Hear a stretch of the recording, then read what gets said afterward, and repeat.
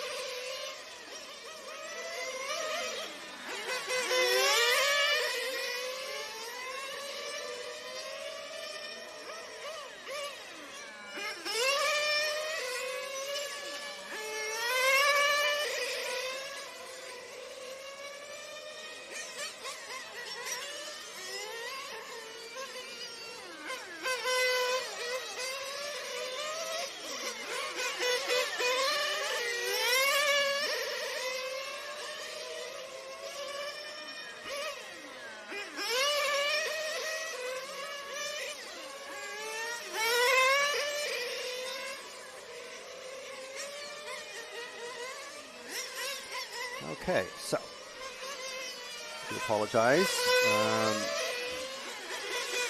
Hopefully everyone can hear us.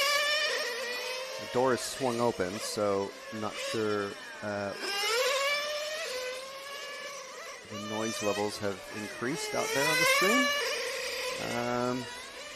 And we're hoping that our connection, which is always pretty stringy to begin with, is working okay.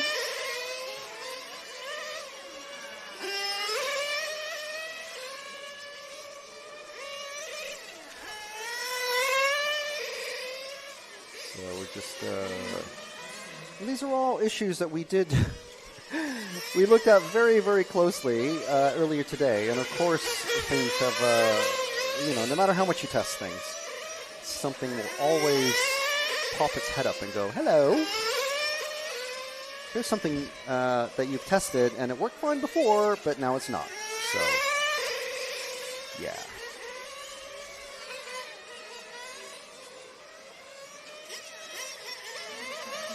So we do apologize if anyone out there is experiencing any sort of juddering or, I'm not sure. Trying to bring up the live timing page. Here we go. I think my hotspot connection has come back. So we're missing 4 drivers out there, out of the 9 that started, I think. Says Folev, Taran, and Pelletier. Nick is still leading this one, our junior racer. 17 laps. He's projected to do 18 laps in 7:19. So 7-minute run times for these racers, rather than the 8 of the e-buggies, which are roughly the same size, using almost the same equipment, I believe. Anyone out there with experience of both categories, certainly let me know. And we'll get into more of the technical stuff because there are some things to discuss, such as, and that car, the number 3, has literally just run out of fuel as it crossed the finish line right in front of us. That number 3 of Gallego, who ended up actually winning that first heat. So doing a bit better than our junior racer, Nick. And there's Mirko giving it to Burak. So there's our finishing order. 23.999 best lap for compared to a 23.979, as you can see there. Wow. Super tight, but taking it at the very last.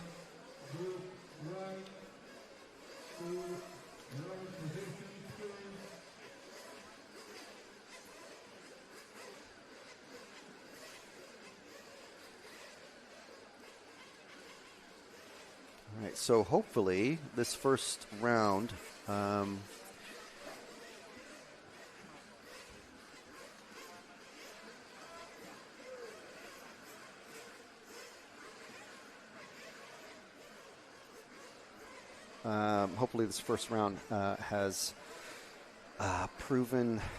worked out the initial kinks anyway. I think the next group of racers has already just been flashed up there, but we'll see if we can bring those up on myrcm.ch, where you can see the racers who are getting ready to go out on the stand, on the rostrum. So just trying to bring up the heat listing online. If you go to myrcm.ch, you can see that. So there we go. There was Heat 1. Heat 2 is Petrov Plamen from Bulgaria. From Italy, we have another 40-plus racer, and it's just decided to refresh itself. Just sure, yeah, just go ahead. Emanuele Rocchi from Italy. Miguel Diaz from Portugal, representing FEPRA. Another 40-plus racer, Mauro Pietro from Italy. In the car 5, we have Michael Cocker from Switzerland. I always get thrown by that CHE abbreviation.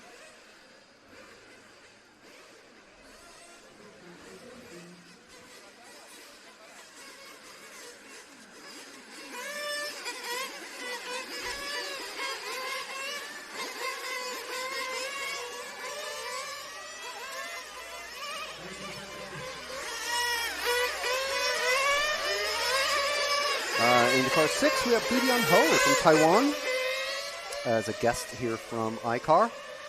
Jose Miguel Duarte from Portugal.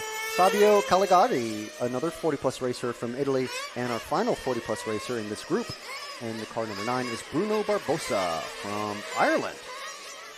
Wow, okay. I wouldn't expect those names.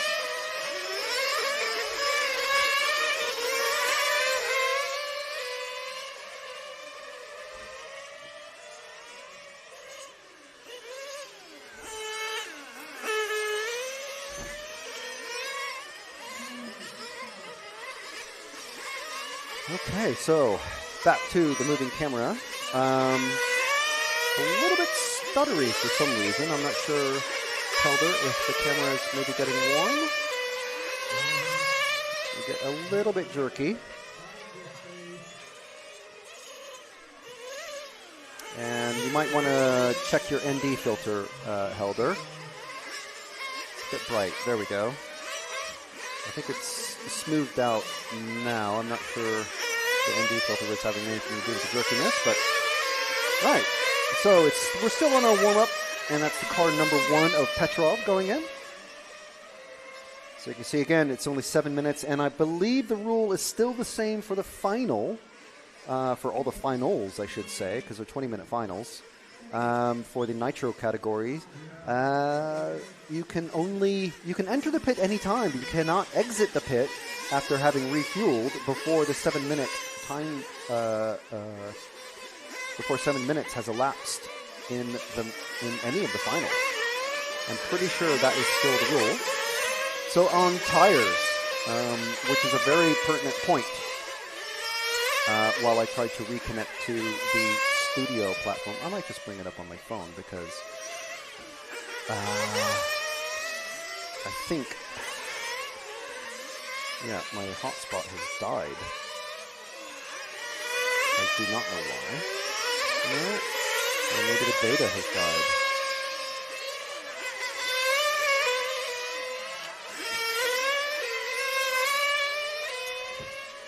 That's handy. Just, you know, just at the start of our live stream. That's great timing.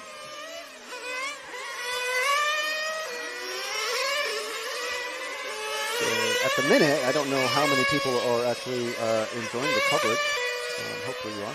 So we've got Cocker, Mauro, Duarte, Barbosa, Ho, Caligari, Petrol, but things are moving around, as you can see on the live timing at the top right of the screen. Things do move around a lot, especially in the lower qualifiers, and especially at the beginning of the race, which we're only about a minute and 15 in.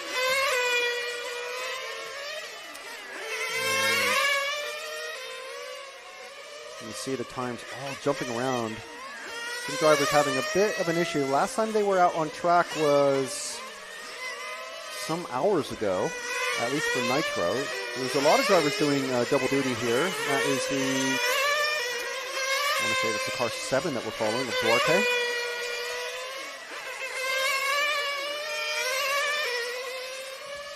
See if we can refresh the studio.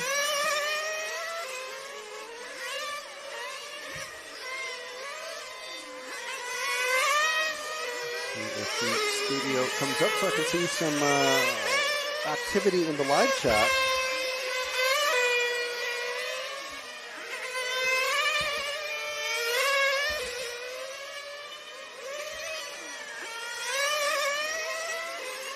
So who will be following here? This pinky car. Just going through the infield. The hairpin section. The pink around. And this is the car number 8 of Caligari. So, I mean, wonderfully, our mobile signal has literally fallen off the cliff. So, just unable to check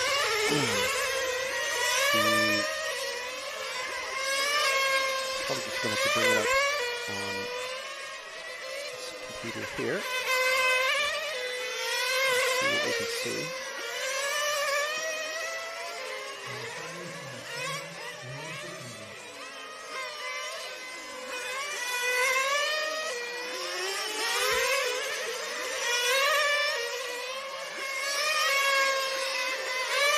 So apologies for a bit of a quiet one.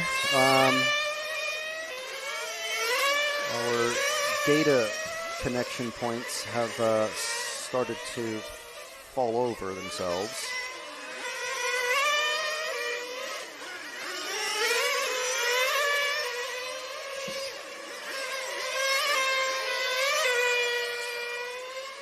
And just trying to get to where we can see some of the live chat. So while we're waiting, as always, just invite you to let us know where you're watching from, who you're cheering on. If there's any of these drivers from your local club, do let us know.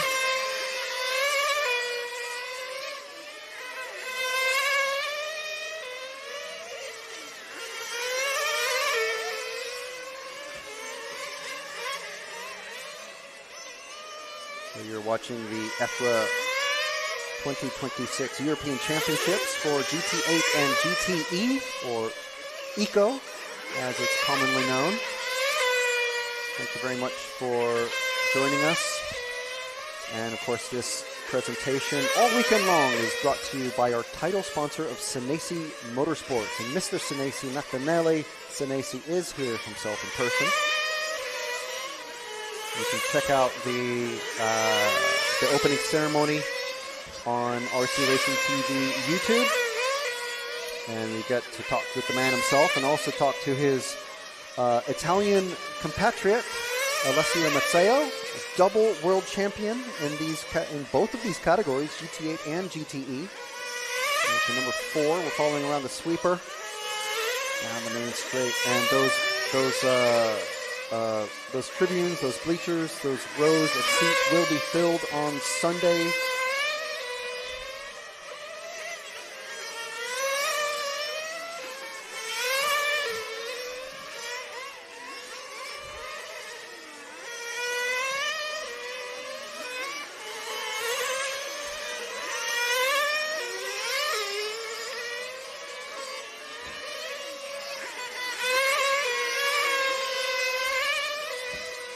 Sorry, just noted another little technical hitch.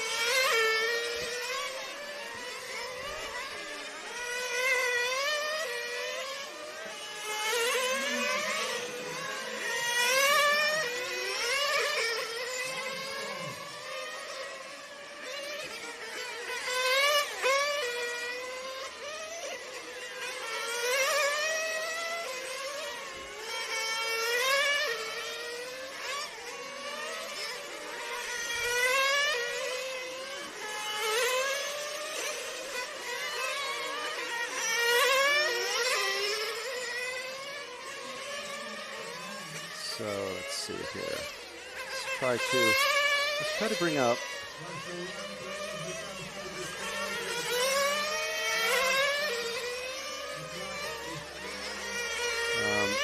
the channel so we can see what's happening in the live chat.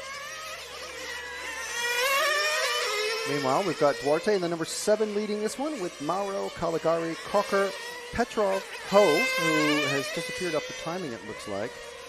It's just been passed by Diaz and Cocker. Then we have Rocky and Barbosa also not on the track at the minute.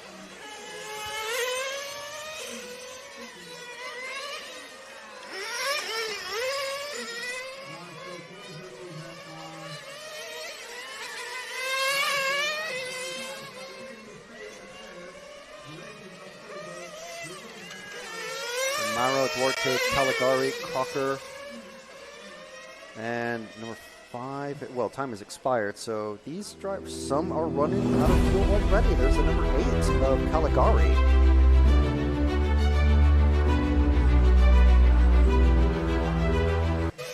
Not so already. Some of these drivers finding it difficult.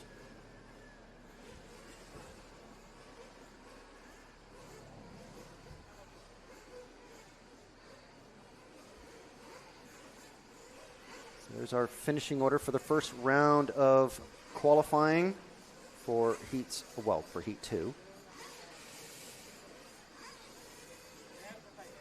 Okay, so we've got Milan Sport, Mikhail Milanovic. Hi, guys. How are you doing, Mikhail?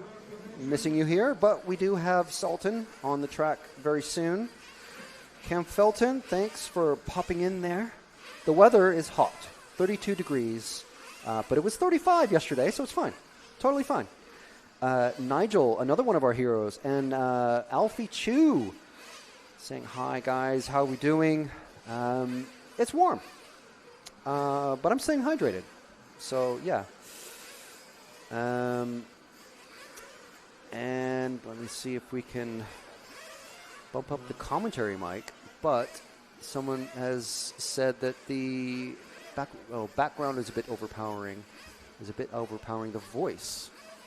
So let me see what I can do about that. I mean, this is Nitro, but we don't want to have too many issues. Let me see what I can do to bring down the that a little bit.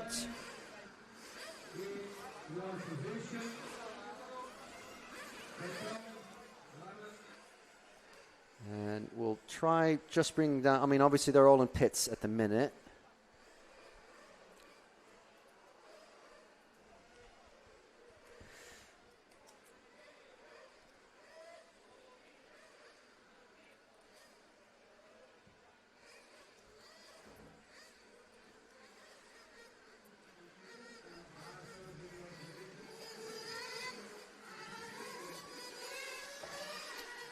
Okay, and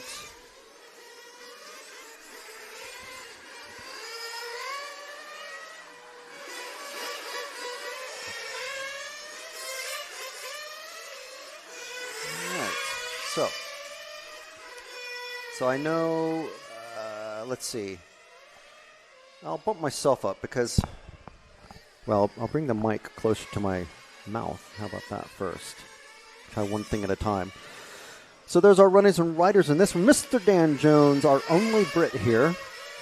We have Henrique Almeida, Carly Damian Lopez, Giacomo Dell'Acqua, Mark Giacchetti, Franco Desiderio, one of our event sponsors. You can see his logo there, RC1 Racing, and Hal Barbeo, and let's see, Barreona, I think is how that's pronounced, and Fernandez and Delgado bringing up the cars number 8 and 9. So do let me know in the chat if the audio was a bit better. I put myself up. I've lowered the ambient volume just a bit. Well, actually quite a lot.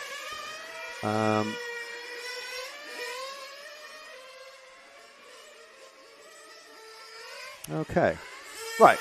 Okay, sorry it took a little while, but I think we're there. I'm just going to put actually an earplug because to myself, I'm quite loud now. I'm just going to put a bit of an earplug to protect my hearing from my own voice. All right, very good. J Concepts GT saying very nice audio now. Thank you very much. Nigel saying background was droning out commentary and is now better. So here's, unfortunately, this is our only view of the pits, but we can see the drivers who are coming in. I think Helder has moved his camera tripod, so thank you very much for doing that. So who's this coming across now? It's the car number 9. That is Delgado. I think the timing... Oh, no, okay, yeah. So the timing, if you watch the timing, every time someone crosses the line, the clock kind of resets itself to 7 minutes. That's purely because not everyone has started. Once everyone is running, the clock will be running down as we are used to.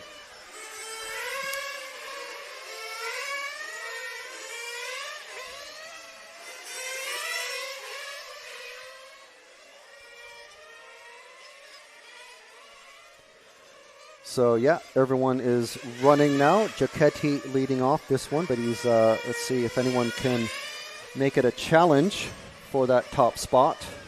This is just first round of qualifying. There's 5 rounds of qualifying, and I'll kind of restart things here because of these little technical gremlins with the sound and everything. So, first of all, hello, and welcome to everyone who's joining us. Thank you very much for joining us. It's the usual sort of, oh, we think we're ready. We've tested everything that we can possibly test. What could possibly go wrong? How about here's a handful of things that can go wrong once we're live. Yeah, so we are in Villarreal, Portugal.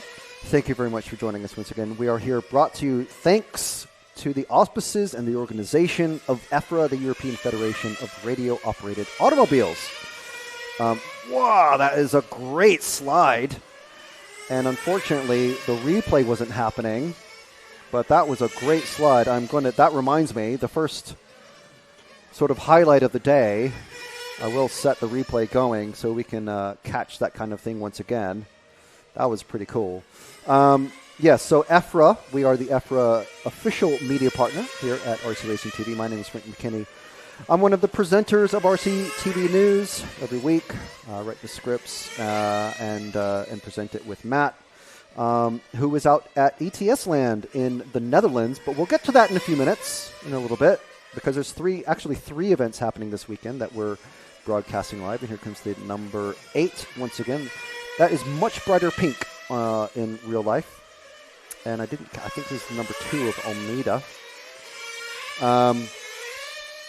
Yes, so I'm the only person here from the UK, apart from Dan Jones, his mechanic, and his mechanic's wife. The former, well, we'll get into that in a bit. So we've got Helder Diaz, one of our local Portuguese cameramen here, moving camera for us. I think this is car 6, actually, of Desiderio.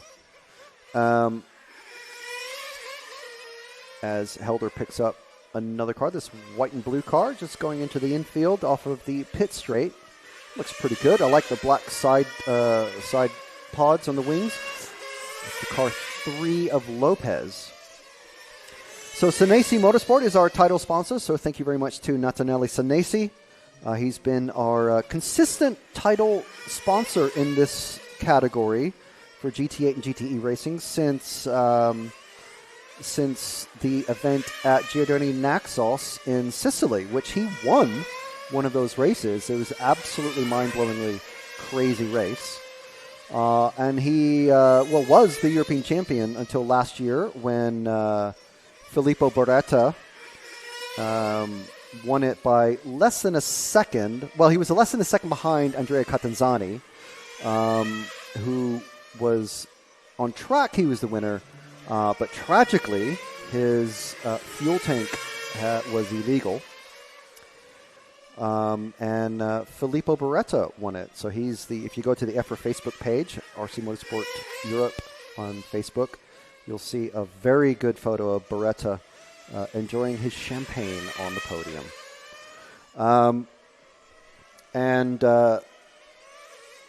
So anyway, we also want to thank Hobbywing, who I would say probably the majority of the electric racers are running Hobbywing electronics of some sort.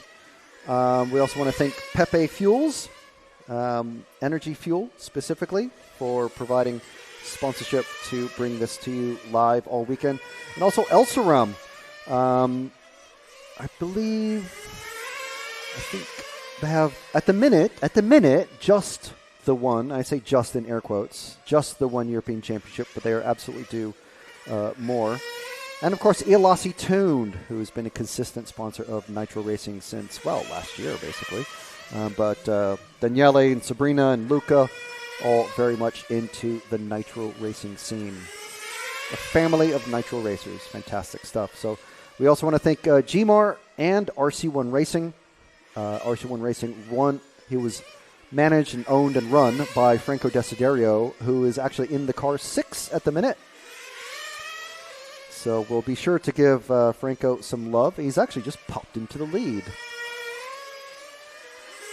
of this heat. So this is the third heat of 5. There's 5 rounds of qualifying.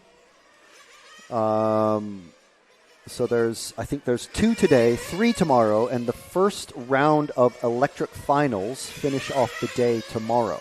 So just keep that in mind. There's, like all electric championships, there's 3 runs. How many runs is it? He asks very questioningly. I believe it's 8 minutes per run.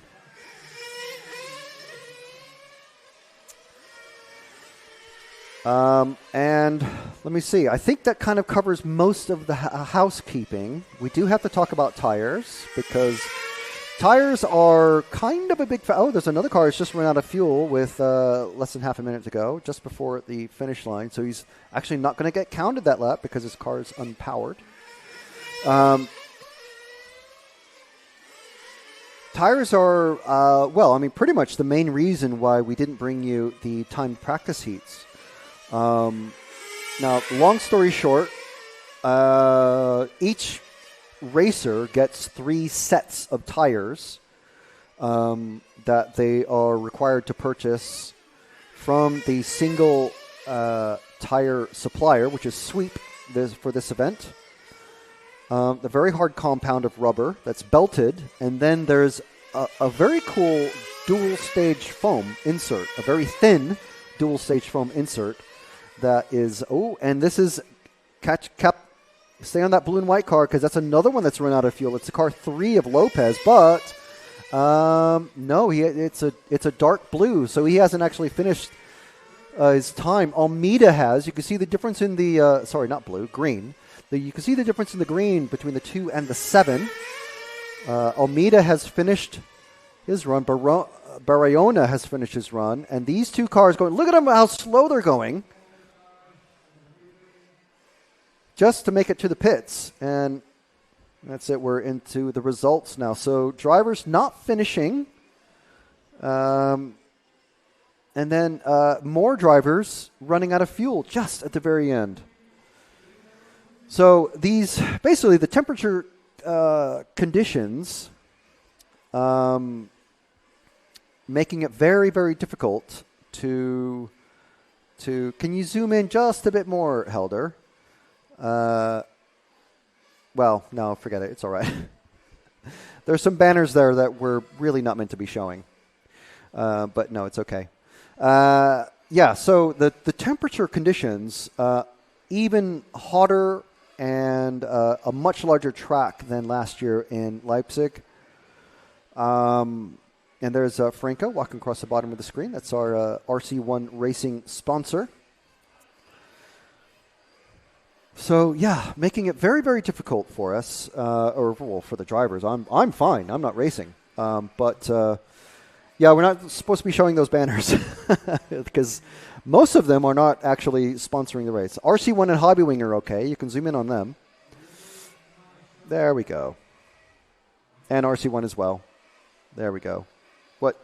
To the right a bit, Helder. To the right a bit. There we go. Those three. Hobbywing and RC1. There. Perfect. And then later on, maybe just the Senesi and RC1 at the other end. But not this time, but next time. No, that's perfect right there. That's perfect. Right. So, Ronan Barker saying, come on, Ireland, come on, Bruno, bring it home. Okay, you're going to have to explain how Bruno, an Irish person, has ended up being named Bruno. Because the chap I spoke with yesterday, didn't seem like a Bruno.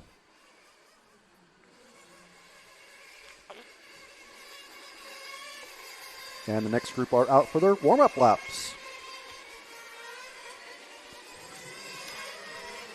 And let's see if I can bring them. This is Leandro Campos from Portugal, Raul Dares Anton from Spain, Clive Connolly from Ireland. So that's more of an Irish name.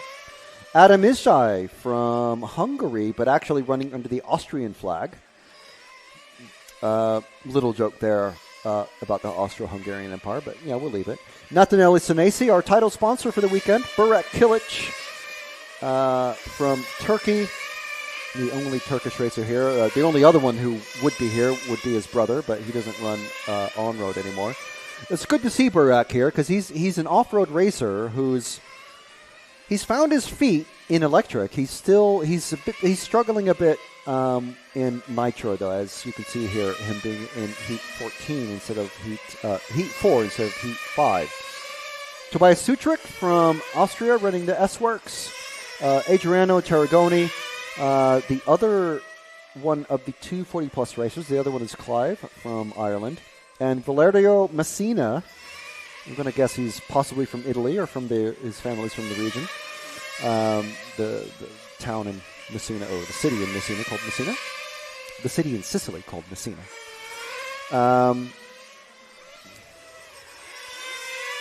And yeah, Bruno Barbosa, again, Ronan, you're gonna have to clue me up on how he ended up in Ireland or coming from Ireland. If you know, I mean, maybe it doesn't matter.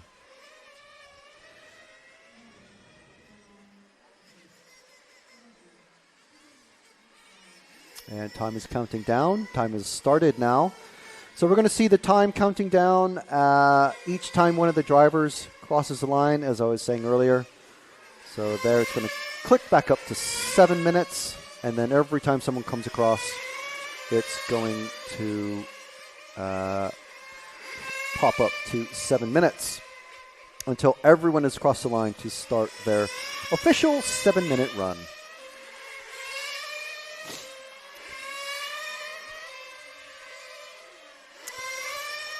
So again, thank you to Senesi Motorsport for being our title sponsor this weekend. Mr. Senesi out there. Let me see if I can find it. There's Adam, who is our defending GT8 champion. And Senesi is the car. Okay, car 6 is Kilic.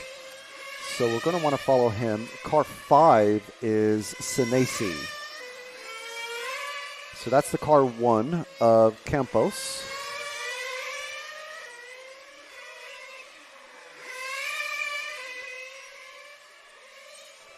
All right, so Helder, at the end of the main straight, the blue car, the bright blue car, Helder. The bright blue car, Helder. The bright blue, hold there, Helder. Stop. Hold there at the finish line. Helder, can you hear me? Nope. As that, I think it's car 6. If you can hold there, Helder. Helder.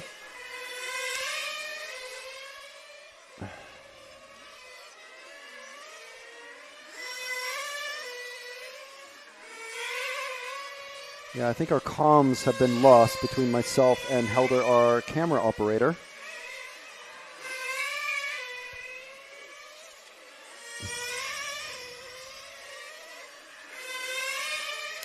Gonna have to figure out a different position for our transmitter, potentially, because we do have some... There's always some minor little issue that seems to bring down things. Because our main man cannot hear us. Trying to find... Senesi just crossed the line, so I always think he's in the orange. Not running his paint scheme. Many of these drivers won't in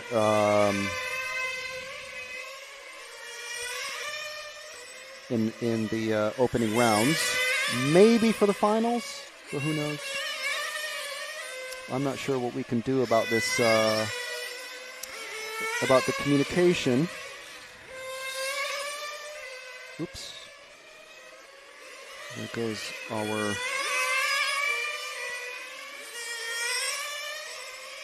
we've lost... I see what's happened.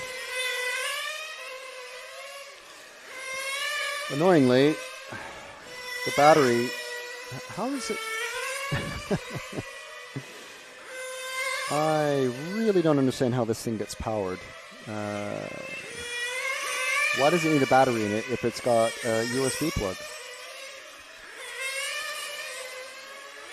So I think hopefully Helder can hear me now, at least temporarily.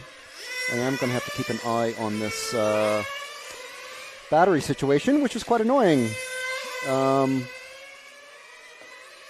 Because it has USB power going into it, but it also has a battery that is required to actually make it work.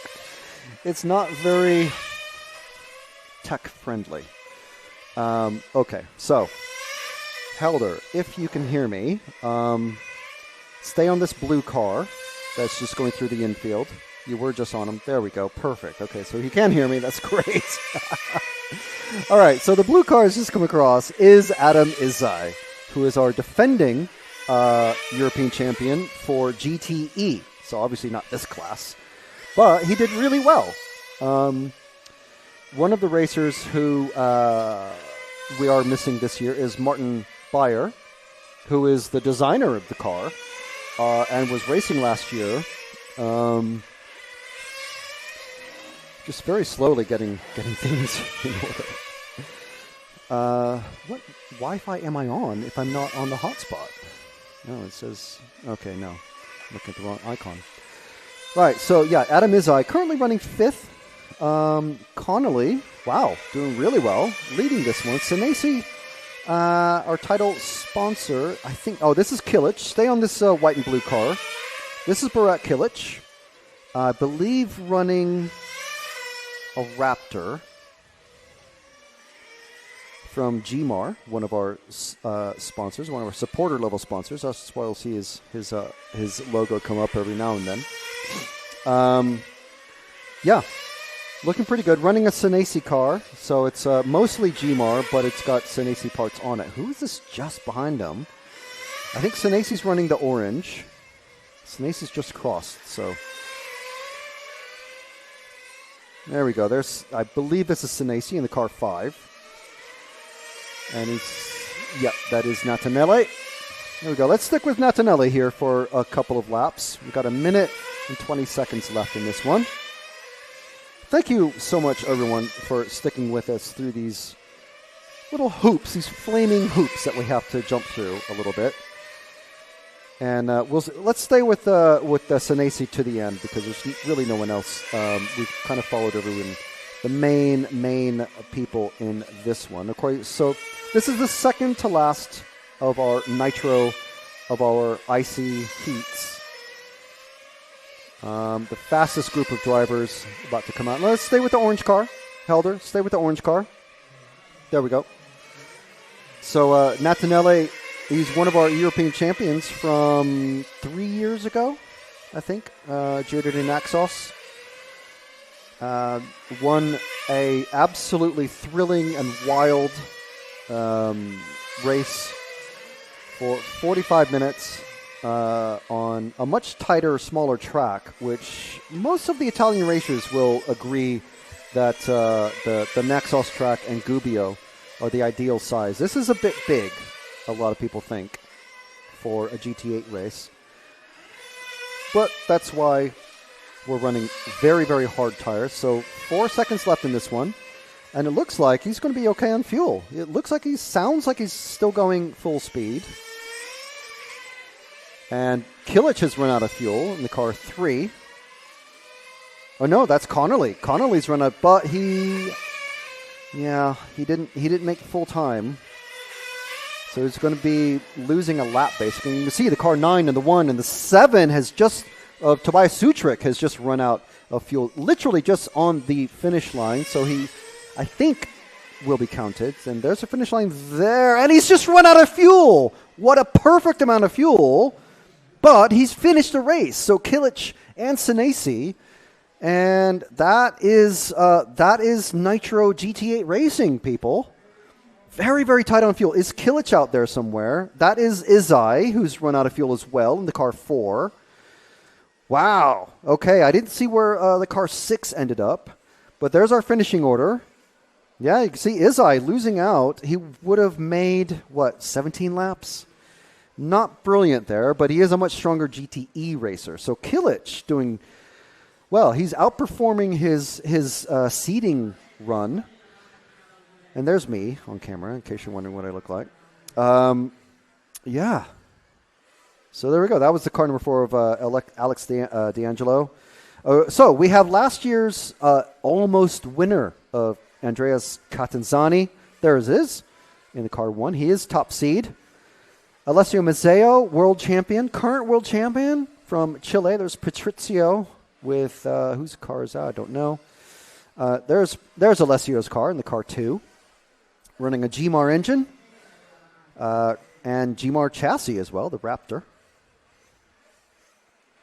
So Catanzani, Mazzeo, Pelosi is our 3rd seed racer. D'Angelo in the car 4, Valenti in the car 5, B.A. Arnaldi in the car 6, Filippo Beretta, defending European champion in the car 7, Alex Zanchetin, the Machete, in the car 8, running an X-Ray now, and Mendoza.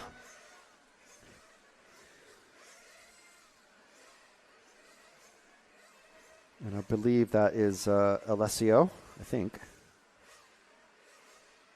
You can hear the engine. That is Alessio there. Very tight zoom. That's our World Championship racer.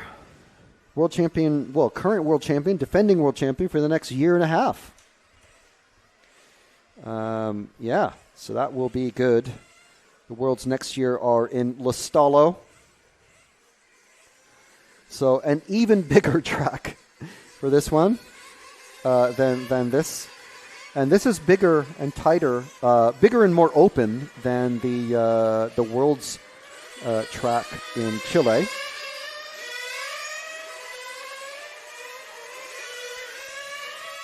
Shaker's Photography saying, come on, BA, take your revenge. Okay, now you're going to have to say, revenge on whom? I mean, for one thing, Martin Beyer isn't here, so there's not going to be any drama between them two. Look at how many Italians are in this race. We have 7 Italians, 1 Frenchman, and a Portuguese racer.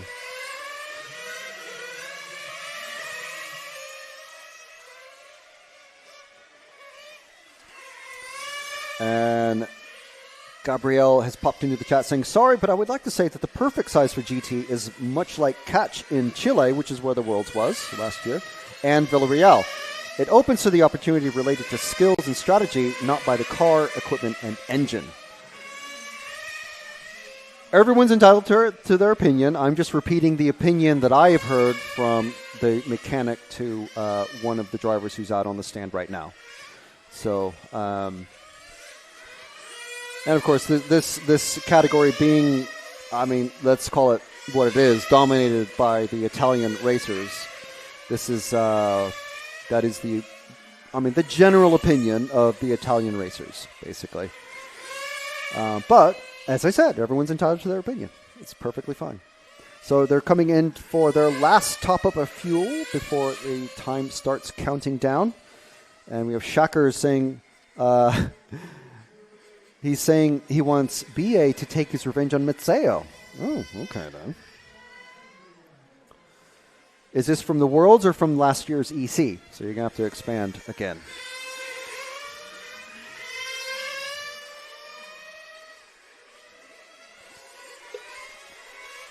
Because BA did have some words with Martin Beyer, and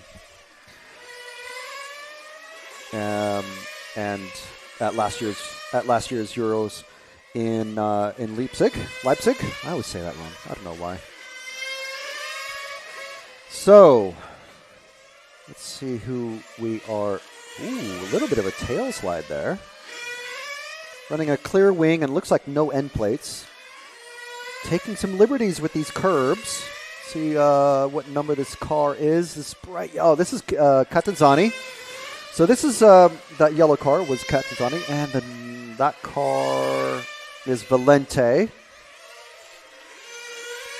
So just coming down the end of the straight is Alessio Mazzeo in the white car with blue stickers. So if you just hold there, Helder.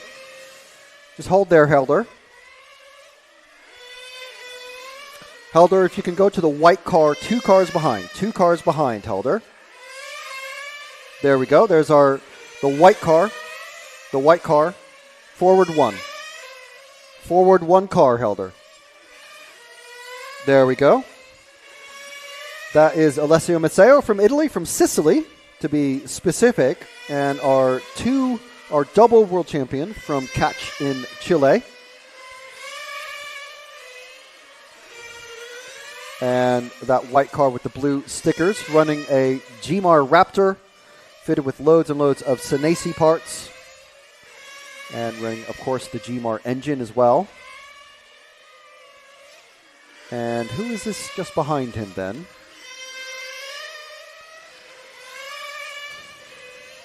As the car 7 of Filippo Beretta, our defending European champion from last year, who again,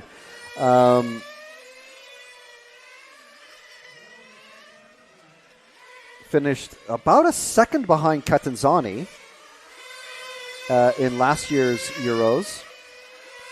But because he finished just behind him, just keep it wide, Helder. Just keep it wide. Don't try to zoom in too much.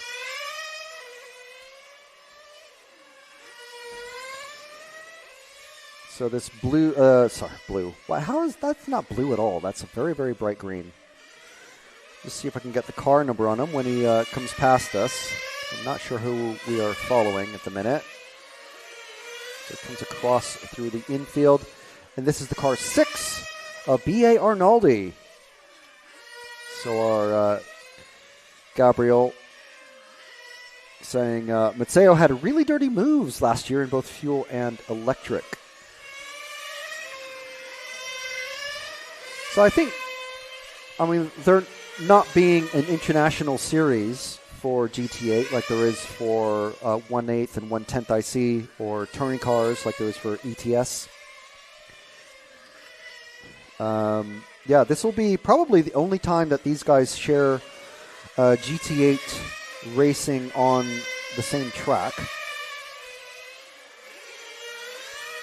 But BA he's a tough racer himself, but I'm not sure how long the racers will hold a grudge on each other. So we're back. Oh, this is the number 8 of Zenchetin. That's an X-ray car.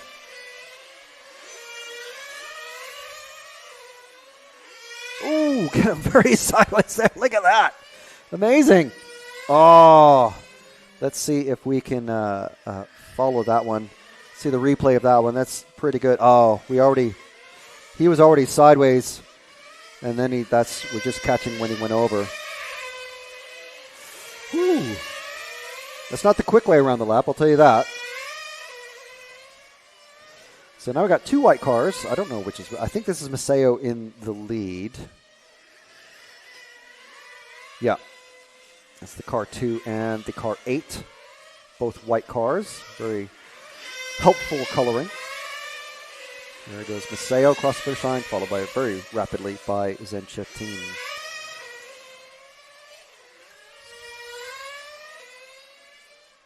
So it looks like Zenchetin is able to keep up with him. And then there's Filippo going through the kink in the infield and around the finish line there.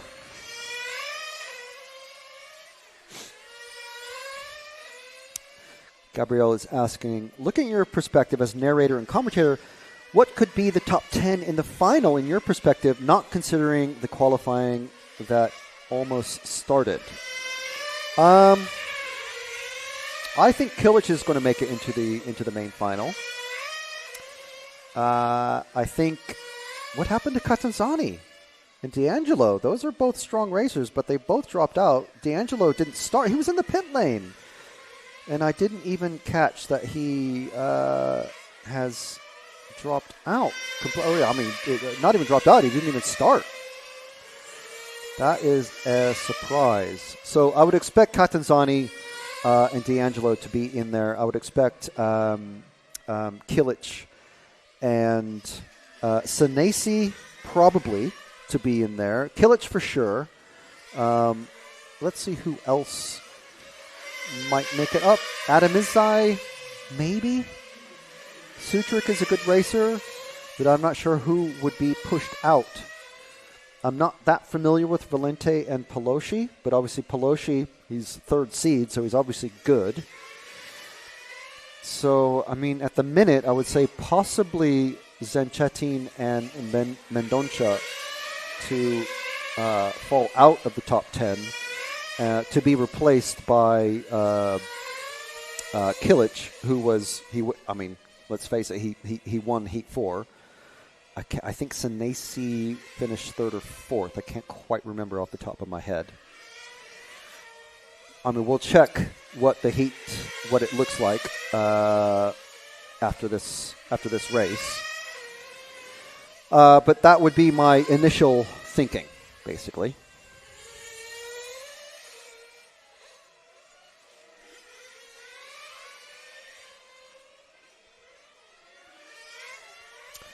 Yeah, and Shakers saying BA doesn't hold any grudge. I do it for me, for him.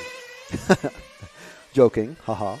But I'd like BA to win this one. Last year he took TQ and ended up 3rd because the 3rd didn't pass the control. Okay, so 3rd got disqualified, and BA ended up.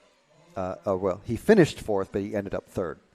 Yeah, we did see a few disqualifications last year. The most notable one that I remember, obviously, because we talked to him immediately after the race, was Catanzani. Absolutely overjoyed by winning and then finding out that his fuel tank was illegal. Utter heartbreak for the young lad. There's Filippo walking off the stand with looks like he had a GoPro on his head. So here's the first of our GTE racers. Now you'll see some repeat names here. Some drivers, like this young gentleman here, he's only running GTE. There's Gerd Pfeiffer, one of our RCTV heroes. Someone in from Facebook, Rick, is asking what chassis is Pelosi running. It's a great question. I would love to know the answer to that. Being Italian, I believe. He's Italian, so, I mean, honestly, it could be any of the chassis. Genius is well represented here. We've got Zeno and Paola from Genius here. We've got Senesi, obviously, here. Gmar. Shakers, that is correct. He did have... Catanzani didn't finish 3rd. He won. He won, and he did not need to have an illegal fuel tank. He absolutely did not.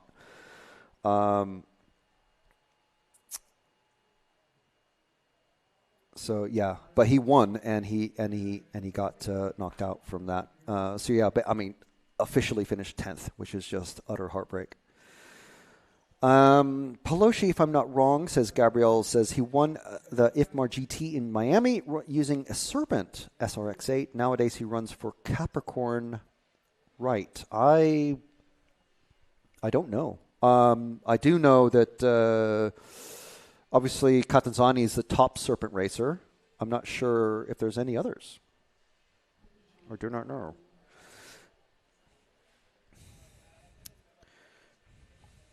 So this is going to be a lot quieter affair. But if you're used to hearing 12th cars and even electric touring cars, these are so much louder than those cars. So let me just, for our folks in the chat, the schedule. Oh, of course I can't bring it up.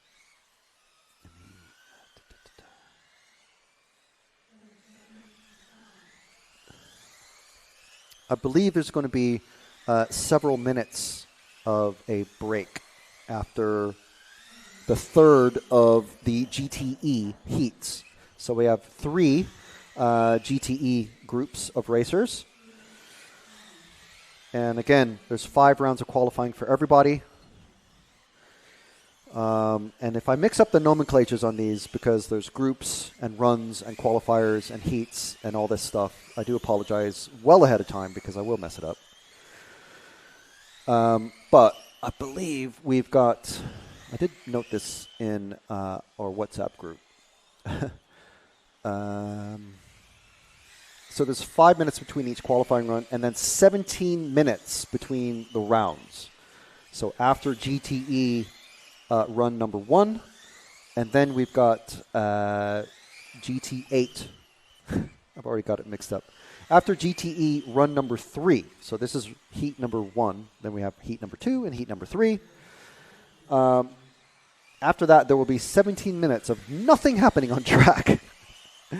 So what I'll do is I'll start uploading our pit walk that we did. And that we did just a few minutes before the racing started. And that will be available to watch on RC Racing TV and EFRA social media separately. Whichever one you prefer to go to is fine. So we talked to a few of the racers, and then tomorrow we'll do another little pit walk on the other side of the pits, because there's 2 main sections of pit areas. We've got someone, Tommy Pothead, saying go Carlo Bank, and someone else asking, Tommy, in which heat is Turco Bryce? That's a great question. And I say that because I don't know the answer.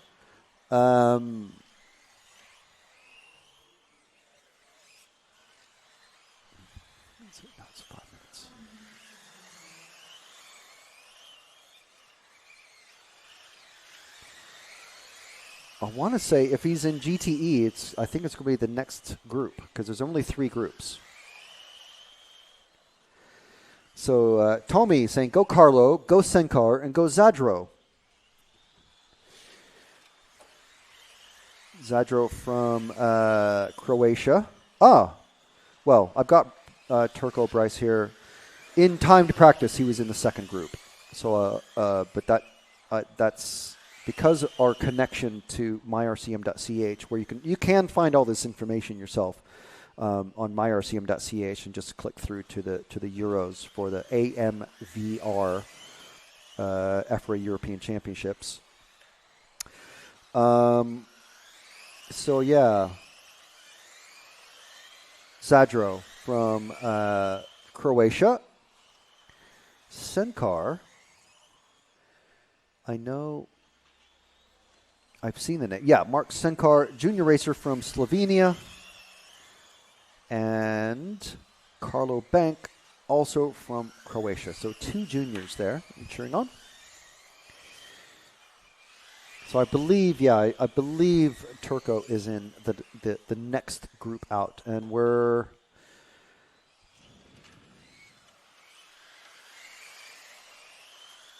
Why is this only counting 3 minutes? Because that's what we're set to. Okay, I was just wondering why I was confusing myself.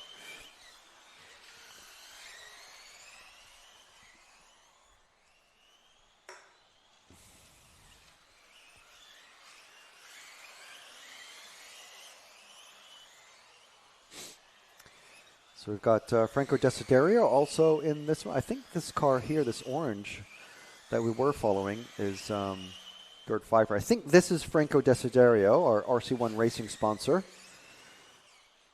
Let's see, it's a car 4. No, this is Senkar here. Okay, so stay with this one here. We've got someone in the live chat cheering on Senkar in this bright yellow, coming through the infield and past the kink. Around this tight and twisty section, and then there's the finish line. You see all the bleachers, the tribunes, the rows of benches, depending on what you call it. I think of them as bleachers, but they're not really bleachers. But in Europe, they're known as tribunes. And I think that's the car number 1 of Barriona. If I'm saying it correctly. I'm probably not, but I'll check. Someone will correct me, I'm sure. Leui? Friedrich, not starting this one. Gerd Pfeiffer in the car 6 is 6th at the minute. He's one of our RCTV heroes. Earlier today, he was wearing our the Pit Lane Hot Sauce shirt. So it's one of our better sellers, actually. If you see Alex Hagberg pop up on screen, that's the shirt that he's wearing. Very popular shirt from rcracingtv.com.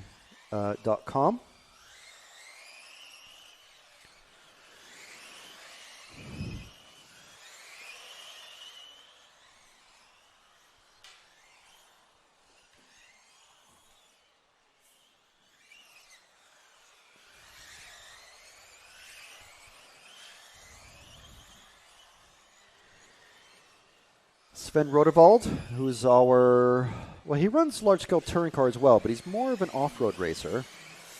Dario Vaselli, not in this, so he must be in the second one. So Sven, not really a GT8 specialist, more of a large-scale guy. But yeah, he is.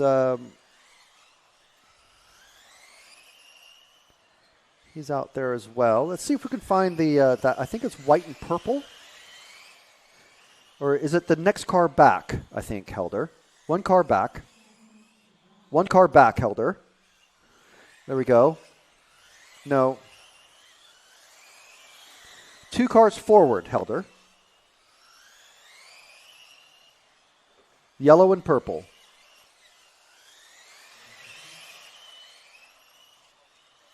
Helder, 2 cars forward, please.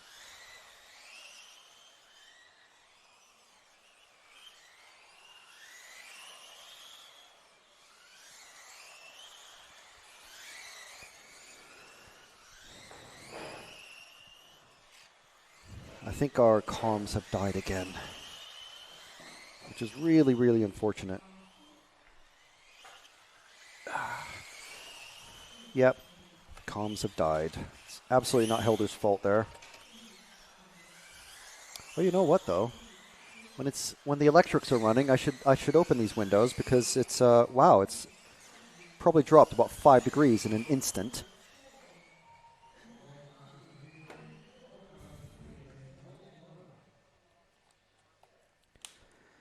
Okay, so I think we have comms back. Jeez. The batteries only get about half charged, and then, of course, they die much, much faster. So apologies there. Franco Desiderio winning that heat, representing RC1 Racing. That is not, if you're watching from the UK, that is not a rude thing. That is not a rude thing that he just did.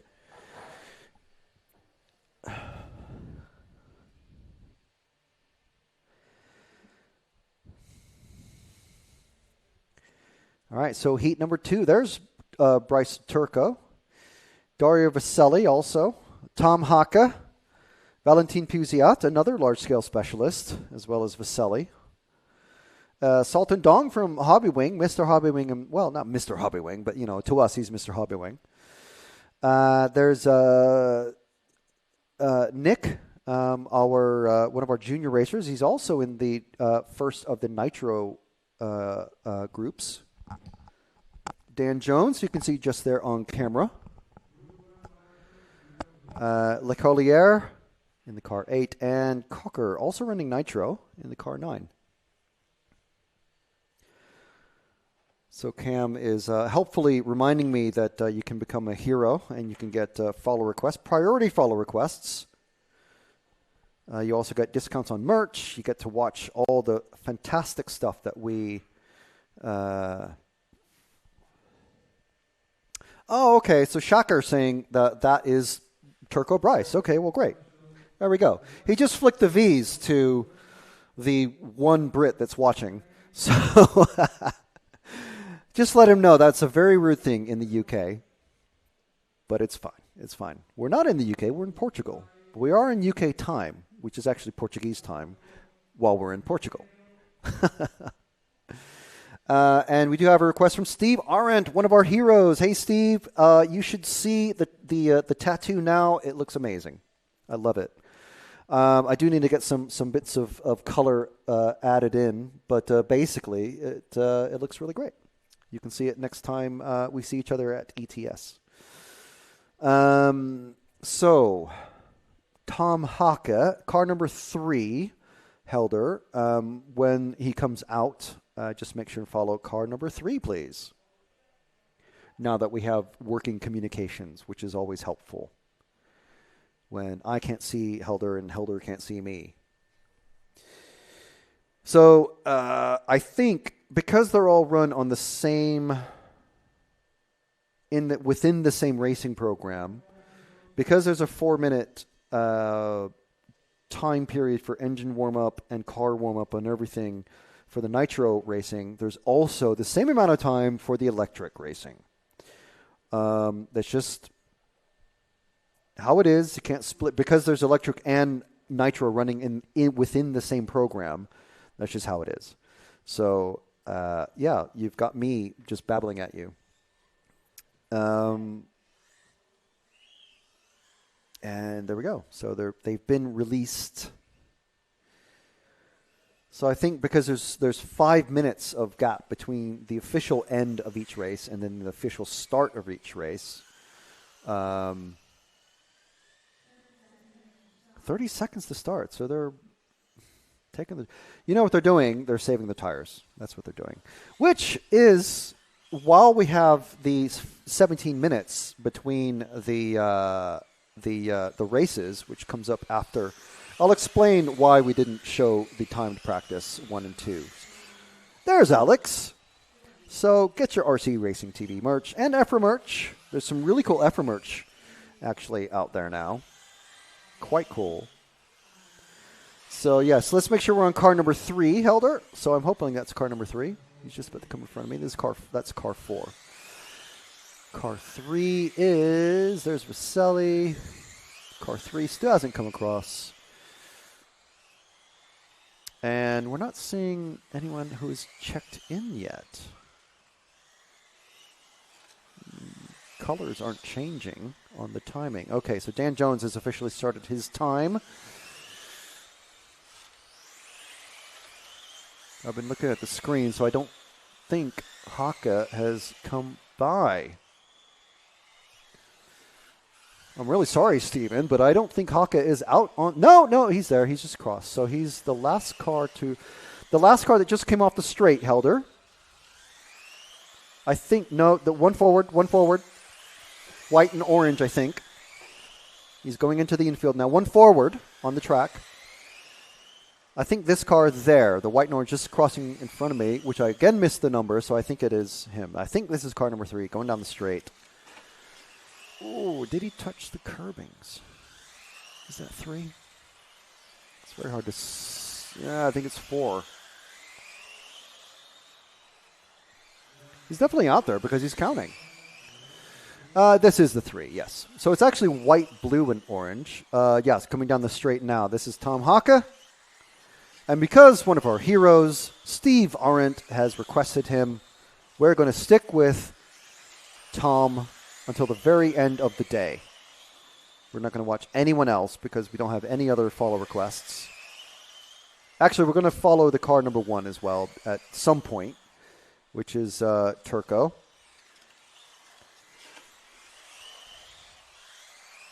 How's that, Steve? Is that good? He hasn't crashed yet, so he's doing pretty good for being the only car on camera.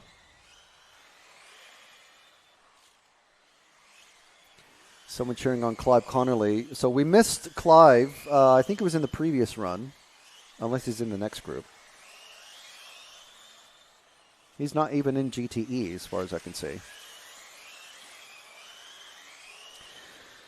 So Tom is one of those racers actually who could possibly sneak himself into the A. We'll have to see. Get three runs.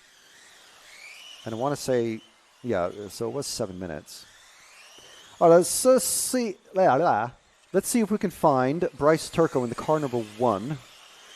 He's one of these cars coming down the main straight now. So he's one of these 3 cars. It's the car number 1. I think Helder has picked him up.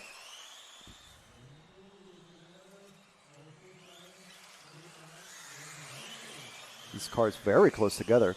It's a great question from Shaker saying, is qualification by points or by the best 3 laps? It's a fabulous question.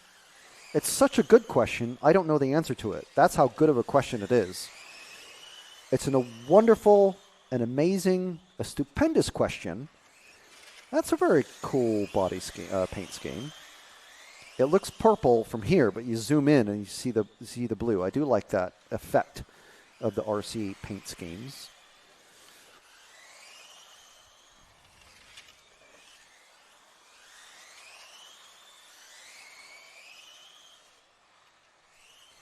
Steve Arendt says, that's great. Thanks. I offer you a coffee the next time we meet. Thank you so much, Steve. You really don't have to. You've bought enough shirts from us. But, I mean, I won't say no to a coffee. Luckily, the organizers here have an espresso machine for us on tap, literally, which is fantastic.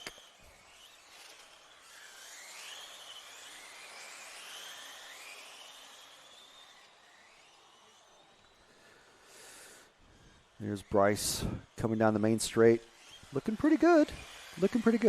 Okay, so let's see if we can find the car number 5. I'll keep watching out in front of me here. Ooh, nice slide there. Car number 5 of Sultan Dong, who is our Hobby Wing representative. Is this Sultan?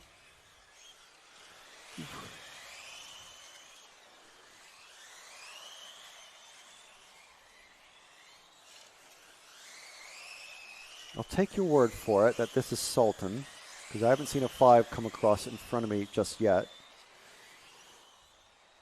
Dan Jones pulling off early again.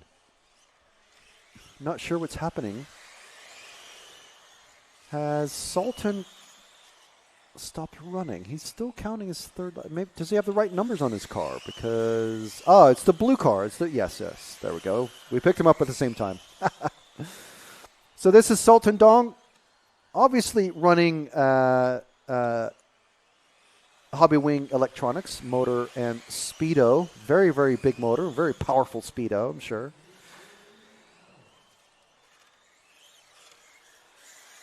So I believe last year we did have Michael Milanovic, the usual European representative for Hobby Wing. He was here. Well, not here, but in Leipzig. And this is Sultan Dong, who is, I don't know, he's been spending quite a bit of time in Europe the last couple of months.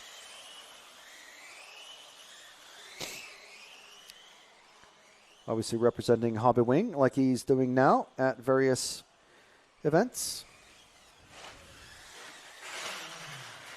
I'm sure Milanovic is at the ETS this weekend. So we've got, I mentioned ETS earlier. We do have a lot of live broadcasting happening between us here at RC Racing TV. So ETS, you can catch that on the Euro Touring Series YouTube channel as well. That is being live broadcast as we speak. Matt and a crew of 2 others is there. And Cam, who was in the live chat earlier, he might still be. He will be at Robin Hood Raceway with Tom, both of them covering the BRCA 1/10 Buggy Nationals. So that is the end of qualifying for these drivers. Sultan just finishing his run. Vaselli, I think, he's just finished as well. And yeah, so that is the second round or second heat of GTE finished. One more race like that, and we will have a 17-minute break. And I'll explain a little bit, just a little bit, of what is happening with the tire situation and the time practice situation. Steve asking, Frank, will you be at the Euros in Luxembourg? Most likely, because we're not going to large-scale off-road or La Stallo. Would have loved to go to La Stallo. I've never actually been. Would love to be there, but no. RCTV will not be at either of those. So, assuming those are the same weekend, I think there is a bit of a conflict of dates. Yeah. Assuming those are all the same weekend, I will be at the Euros in Luxembourg. So Barak Kilic, as you can see in the top right, top seed for this group here, wearing that blue and white hat. Alessio Mazzeo, who's, again, the closest to camera. He's, again, the European, the world champion in this category. And that's one of our Austrian friends who's now closest to camera. Zanchetin the Machete. Third seed, Nathaniele Senesi. Again, he was our European champion in electric. Nitro. A couple of years ago from Naxos in Sicily. Fifth seed is Adam Izai in that plain bright blue car. He's our GTE European champion from last year, defending champion. Tobias Sutrik, again from Austria. B.A. Arnaldi, Pucher, and then Maria rounding out in that number 8 and 9 cars. So this one, we're definitely going to be keeping a very close eye on the top 5. So 1, 2, 3, 4, 5.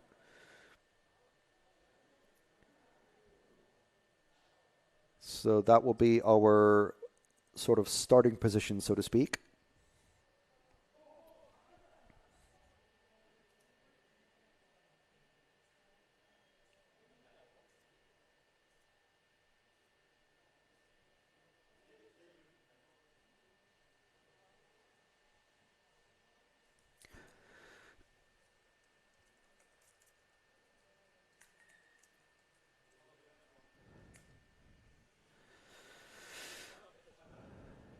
So again, we have a little bit of a break here, which gives me an opportunity to see if I can explain very, very quickly. I probably can't because I'm very wordy.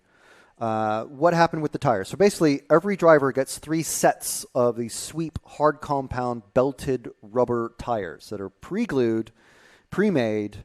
They're belted, they're hard compound rubber, and then there's a very cool, very thin two-stage foam insert. So you have you're compelled. You have to buy 3 sets of these per car, and that's all you're allowed to use for the once timed practice starts because they get marked and everything. Before that, you can buy as many as you want. And then, so what happens is they're obviously, because they're rubber tires, they're the fastest as in their first run, and then they lose speed, and then they lose speed again the more you run them. But from the 3rd to the 5th or 6th possibly runs, they're pretty stable. I'm told.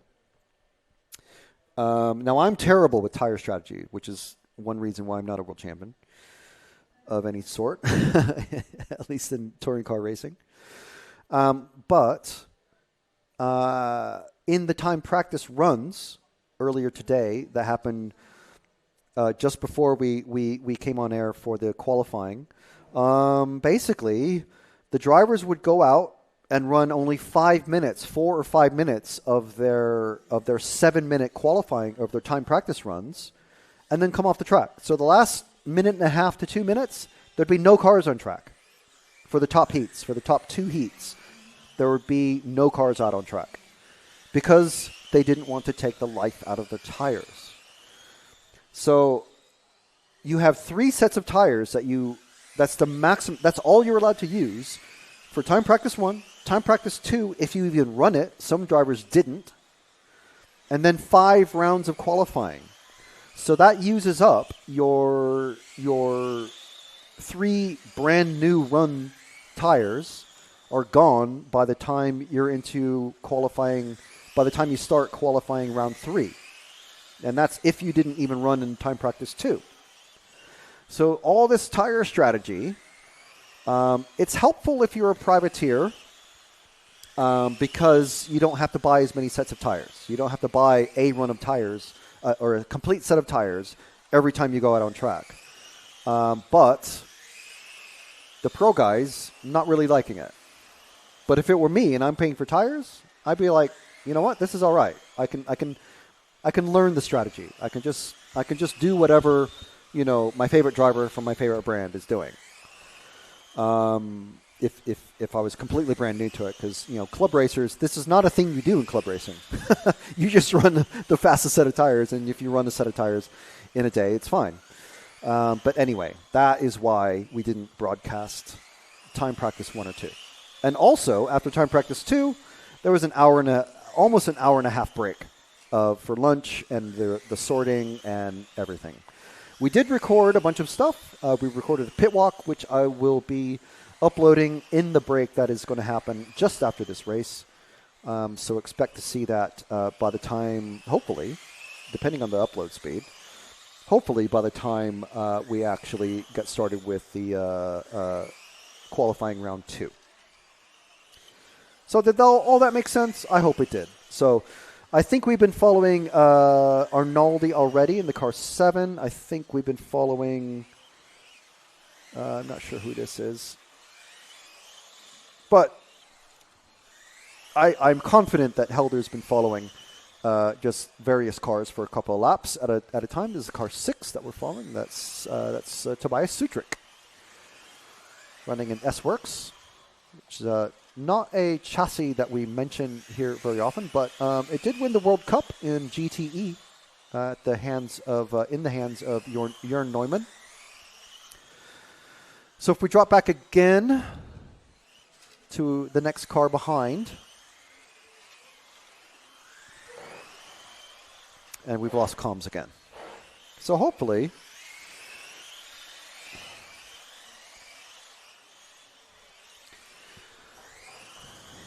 this is the car 1 of Kilich running a completely different body shell. Why is he running a dark purple?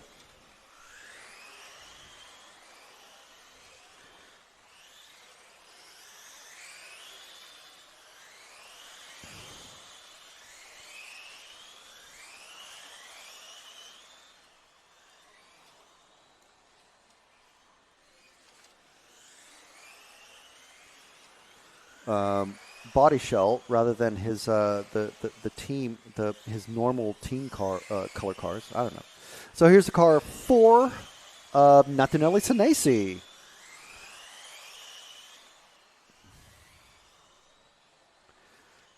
Coming up on, I think that's not Kilich. That's a different car. Who gives him plenty of space, or as the touring car racers, opens the door. And that was the car number 9 of Maria.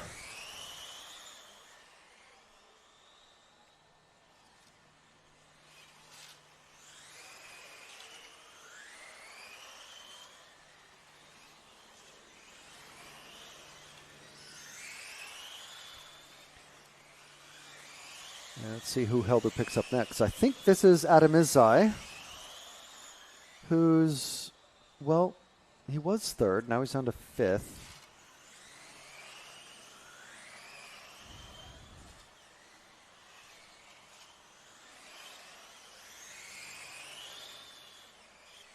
I'm going to have to see if I can get a Wi-Fi connection because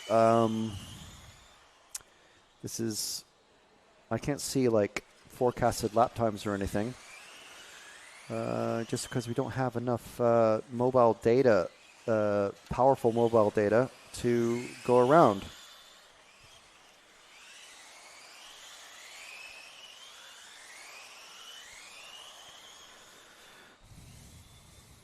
So, Isai, not looking quite as strong as he did last year, but what I've been told is that the drivers are really struggling because at the start of the day, the track is the fastest because it's cool. And obviously they have the freshest tires to use. It might be a little bit different. I would probably, if I were one of them, probably save a fresh set of tires for tomorrow because there's 3 more rounds of qualifying to do. There's also the first round of finals, or first round of finals, I should say. Everyone gets triple finals for the GTE category, the electric, the eco. 3 runs, and the first of those for the finals is tomorrow. So the track is the quickest, and the tires are potentially the quickest as well, first thing in the morning. As the track gets hot towards the end of the day, obviously it's much, much slower, and you also potentially have the tires in the worst condition. So it's very tricky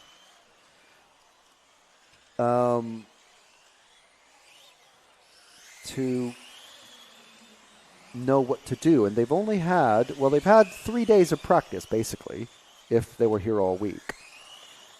And not everybody was. At least one of the drivers I spoke to, baggage didn't arrive properly, so they had to wait basically a day. So they didn't have their cars or tools and whatever.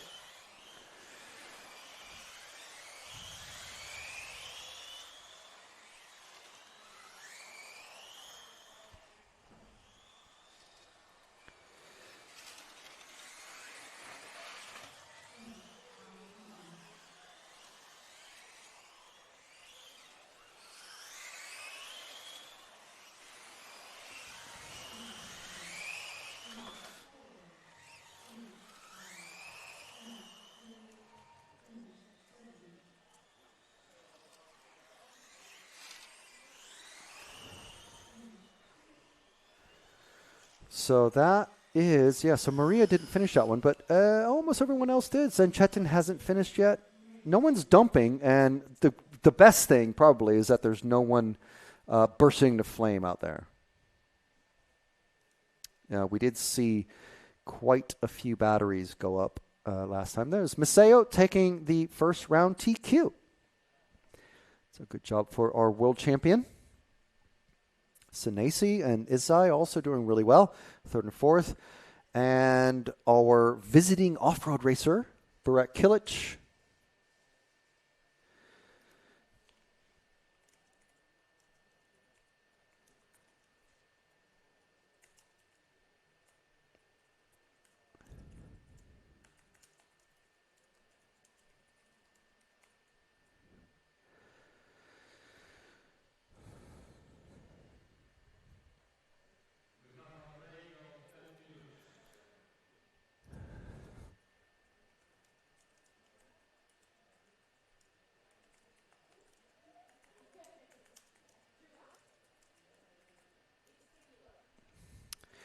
Okay, so we have a 17-minute break now. So we'll just go off and we'll just leave a message on the screen and we'll get something else uploaded. We'll get the pit walk, at least start the pit walk uploading.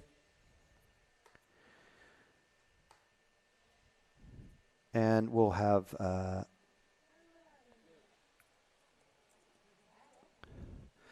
quali round 2. Is going to be starting soon. So thank you very much, everyone, for joining us.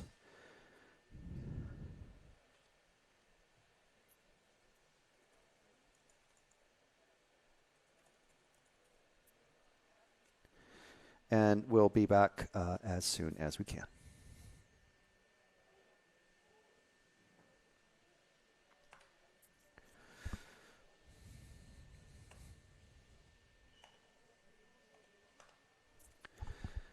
What happened to our wide camera?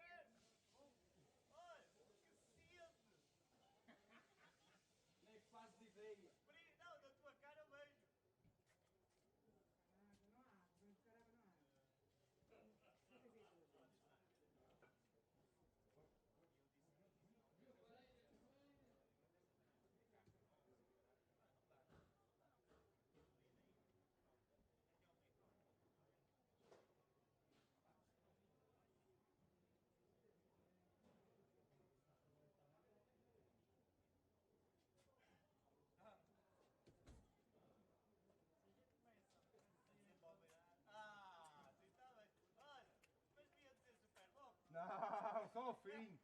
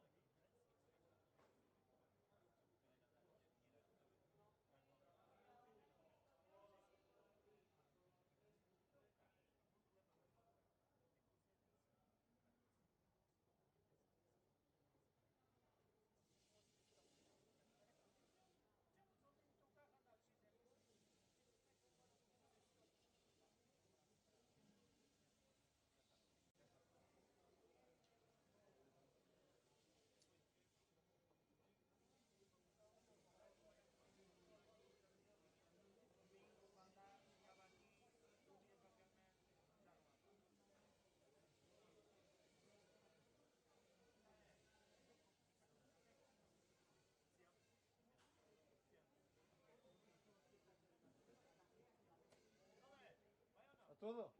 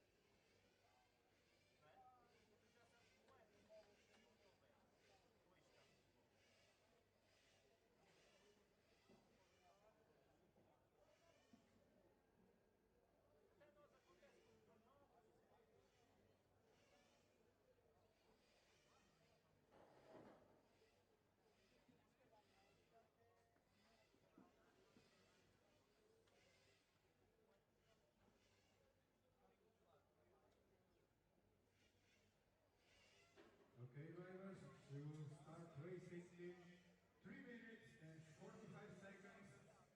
Marshals from Group 3 electric class, to your positions, please.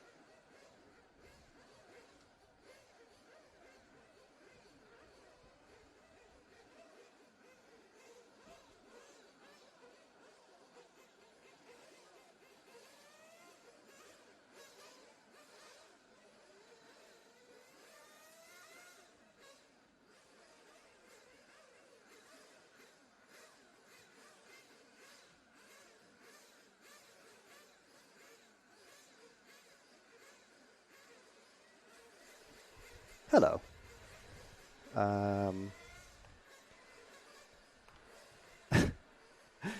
Oh, this is good. This is great.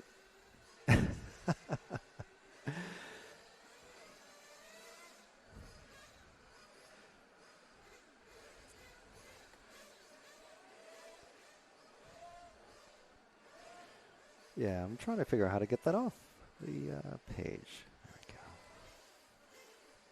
There we are. Muy bueno. Molto bene.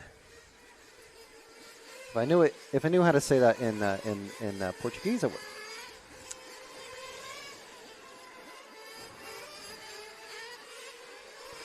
Okay, so we're back in a way.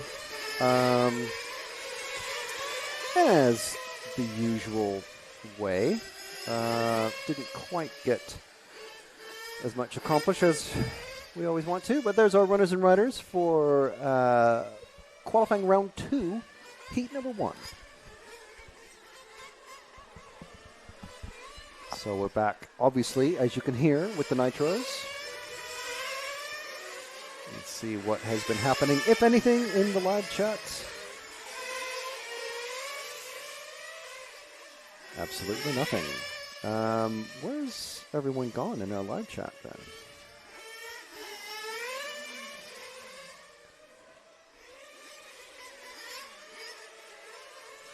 Ah, Borislav. Cheering on the Bulgarians. Let's see what else has been happening. Yo, fix the volume. How about please? And how about, I've already done that. Go Christoph. I'm not sure which one is. I'm going to guess Brose. Yes, Christoph is one of our 40-plus racers from France. I really didn't hear the La Marseillaise playing yesterday, though. So this is just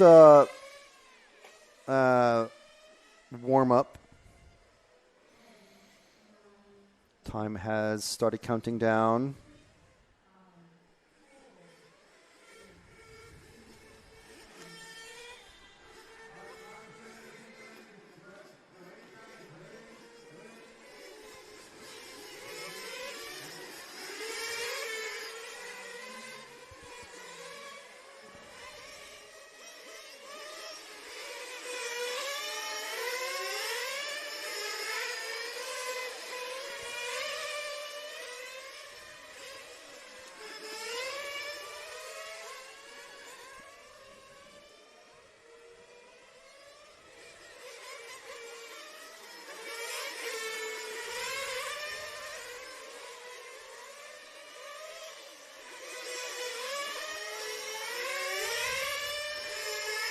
See who we're following here.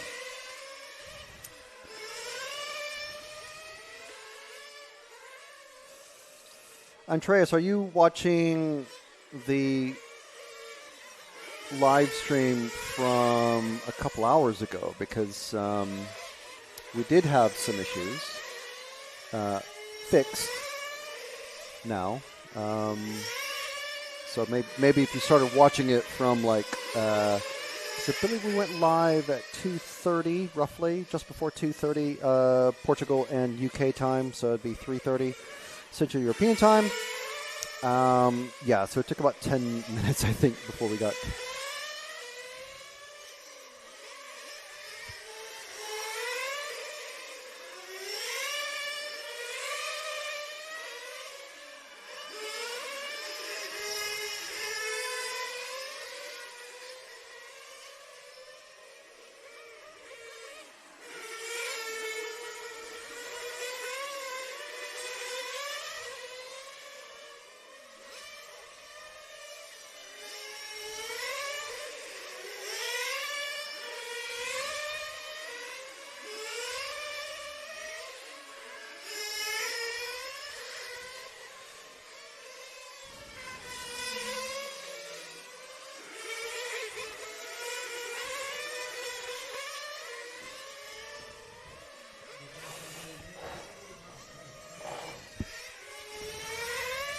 So,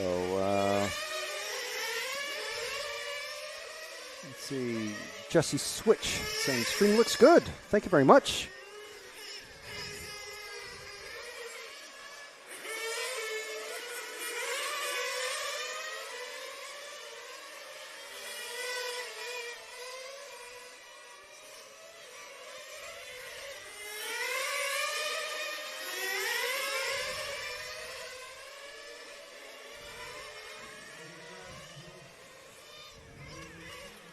So I'm trying to figure out yet another technical thing.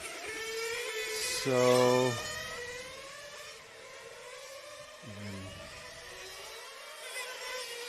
link. That was the power. All right. So maybe Helder. I think hopefully you can hear me now. I think the comms unit has been plugged into the wrong connection this whole time, which, you know, is hilarious bad. But there we are. I think we're sorted now.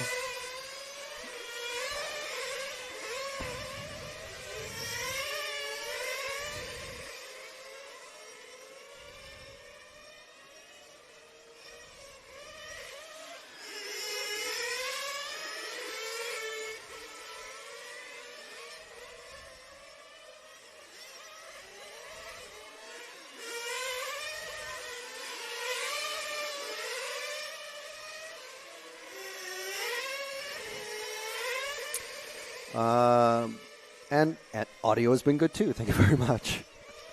That's good to see, genuinely. Oh man, you know what? Two things that I'm grateful of that we usually have to deal with on RC racing things. We don't have direct sunlight and 35-degree weather pounding down on the equipment because we have had literally things shut down on us midstream.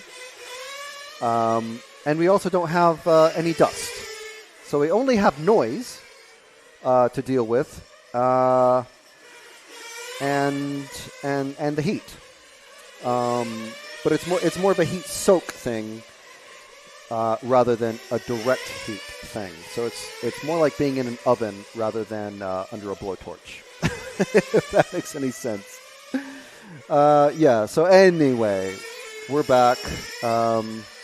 I think our comms issues have been sorted. Apologies to Helder and mostly, obviously, apologies to all of you listening and watching.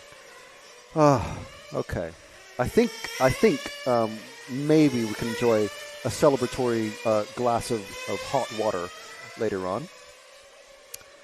So, have we been following this car for a little bit? I'm not sure. We have a minute and a half left, and here's one of our Bulgarian racers. I want to say this is Folev in the 4. I'll get to know these numbers by the end of the week.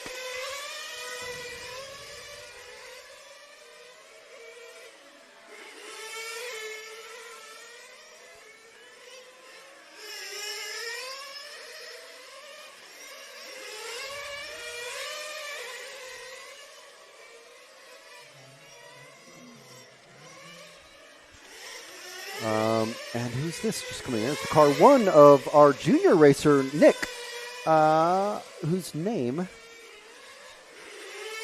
is Zinederik.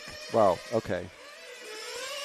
Zinederik Nick from, again, junior racer. So he's maximum 15 years old, I believe. Really great job to be heading the field here. In this first heat of qualifying round 2 for Nitro. And comes to us from Slovenia. Not Slovakia, but from Slovenia.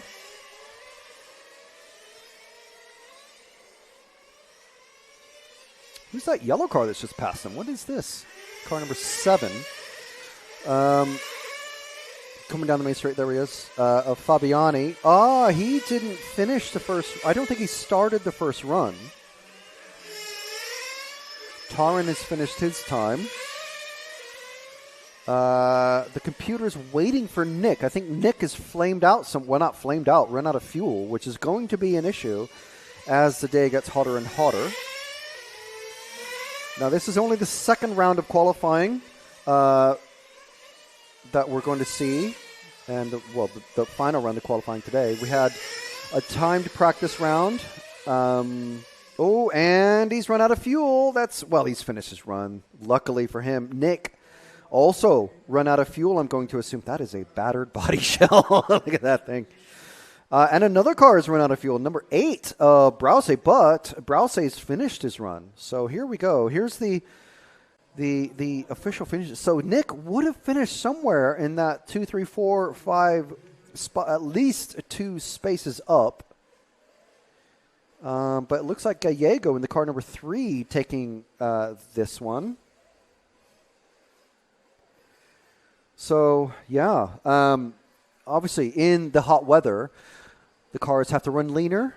They have to run fatter. They have to run richer. So the cooling oils get distributed around the engine so it doesn't blow up, basically. And there's Mr. Sultan. No, that's Didion Ho from Taiwan.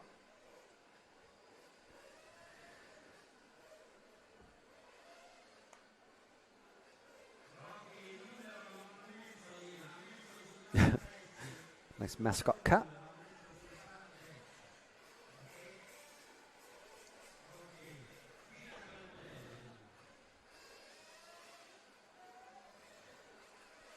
And there's the cars waiting to be run.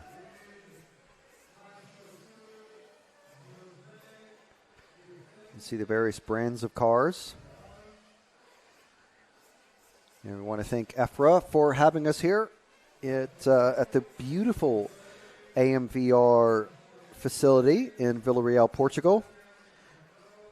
RC Racing TV is the official media partner for EFRA, RC Motorsport Europe, the European Federation of Radio-Operated Automobiles. And we especially want to thank Senesi Motorsport for being our title sponsor and allowing us to bring you this coverage all weekend long for free. You don't have to do a thing to watch the racing, except listen to little sponsor bits like this. We also want to thank Hobby Wing, Pepe Fuels and Energy, El Saram, makers of fine championship-winning speed controllers, and also Elasi Tuned, just for racers. World Championship engines, World Champion engines, World and European and Italian and, all over. Fantastic engines. Elasi, Daniele Elasi himself is here. There's our runners and riders in this one. Petrov, Rocky, Diaz, Mauro, Cocker, Ho, Duarte, Caligari, and Barbosa. We also, you can see GMAR and RC1 Racing also sponsoring proceedings here this weekend.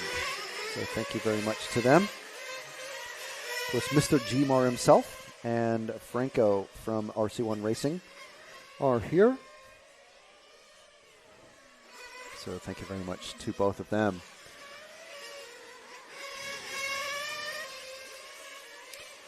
So what's happening in the live chat? Where are you watching from? Who are you cheering on? Who is going to get their comeuppance this year? Who is going to take it all and win it?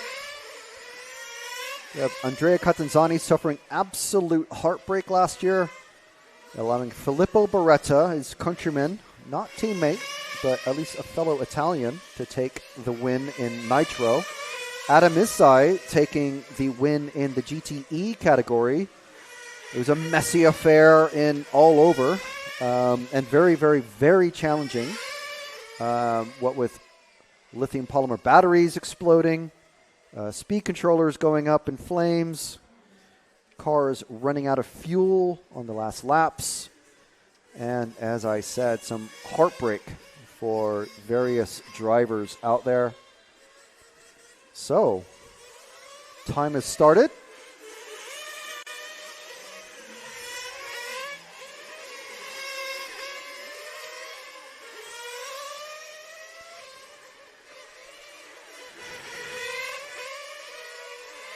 Let's see where things shake up. Let's let these drivers start to get their times across the stripe.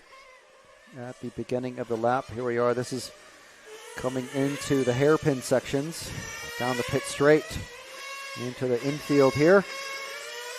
Around this infield hairpin, across the kink, and through this wibbly wobbly bit right before the finish line, which is right there.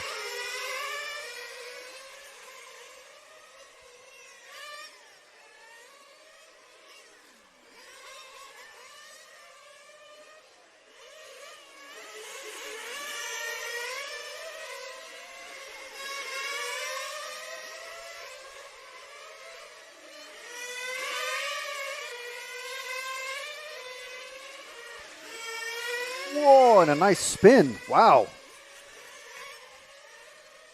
I'm not sure we caught that. Let's see if we did. Let's see what the replay looks like. And just at the top of the screen, you can see, whoa, just coming around.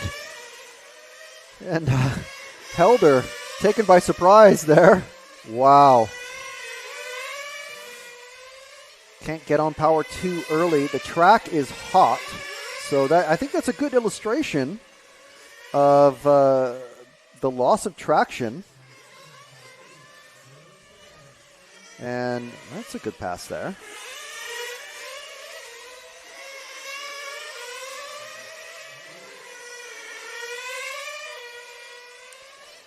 Nice opening of the door. Let's see who that was. That was the car 5 on the car 3. It's Cocker on Diaz. So not for any major position. This is qualifying again. They're not meant to be battling with each other.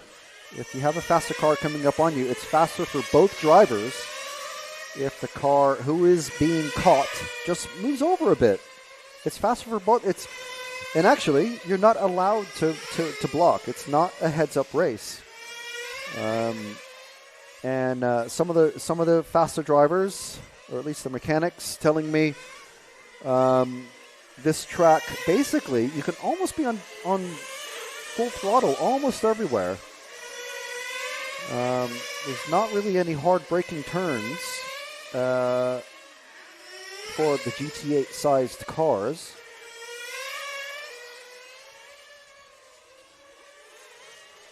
So these two coming down the pit straight into the infield, around that hairpin. Let's see who this is. This is the car 4 and the car 6 getting a little sideways. That's Mauro and Ho. Ho is a visiting racer. There we go. There's Didion Ho in that orange car. Well, it's actually purple and orange, but you can't see the purple at this distance. Ronan again saying, come on, Bruno. Let's do it.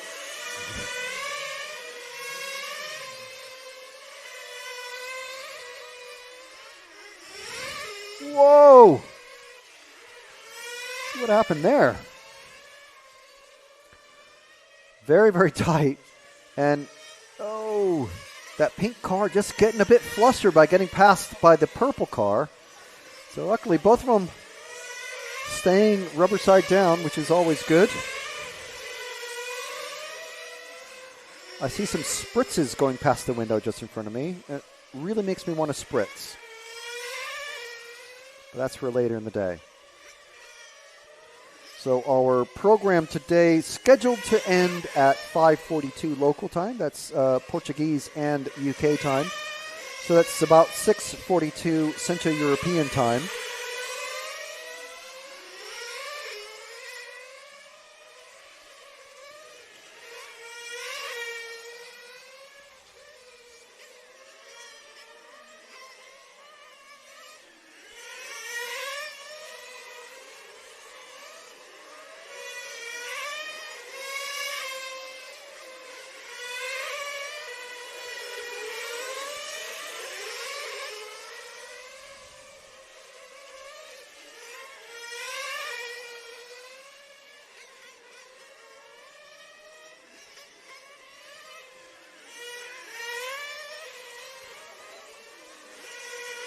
And, oh, not even a please, Ronan. We don't get a please. Follow car 9. Car 9 of Barbosa. See where he is roughly out on track. I think the timing is frozen, so we don't actually, I can't see where he is on track. Our clock has actually stopped as well. There we go. There's car 9. Yes, even I can see that now on screen. Thank you very much, Helder. Coming across the finish line now. Around the sweeper down the main straight it goes. And that's going to be the starting position for the finals. Ronan following with the please. Pretty please. Well, here you go. Here's Bruno. But you are going to have to tell me how an Irish lad ends up with, I think he even has an Irish accent as well. So it means he's grown up in Ireland, if that is true. How an Irish lad ends up with a name like Bruno Barbosa. I wonder if it's similar to how there's lots of, like Daniel Ricciardo ended up from Australia, and Paul Di Resta and what's the other chap's name? He used to race in IndyCar. Ended up in Scotland. Just find that fascinating myself because things part Scots-Irish. Yeah, timing is certainly frozen, so I'm sure the timekeeper is working on that. Like I said, it could possibly be to do with the heat. Ivan from Croatia is being cheered on by Miguel de Cortez. So Ivan is, I'm not sure which one. What's the last name? I can only see the last name, so I have to then look away on a sheet to see who is named Ivan. Oh, and there goes Bruno. What happened there? Is it towards? Are we at that flame out point of the race? That's a great shame for Bruno.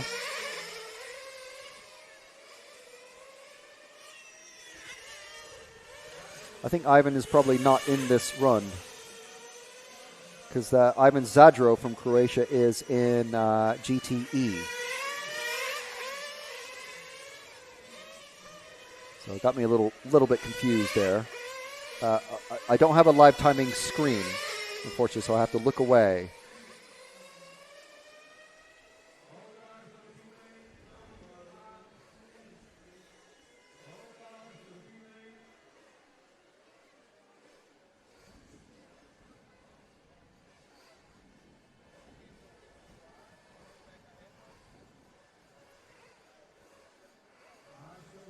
Now that my phone has cooled down just a bit, I'm going to be posting the first of this week's pit walks to RCTV and EFRA social media.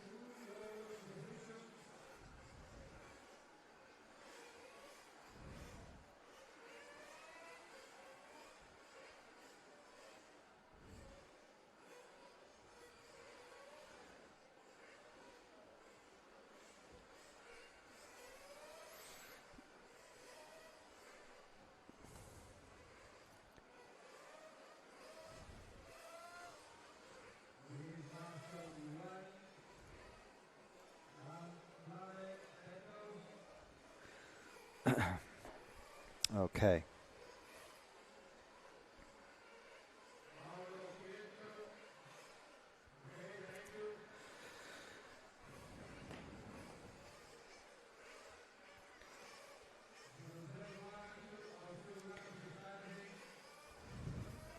Just trying to keep things cool with literally have a fan on my phone so it can be uploading things to Instagram.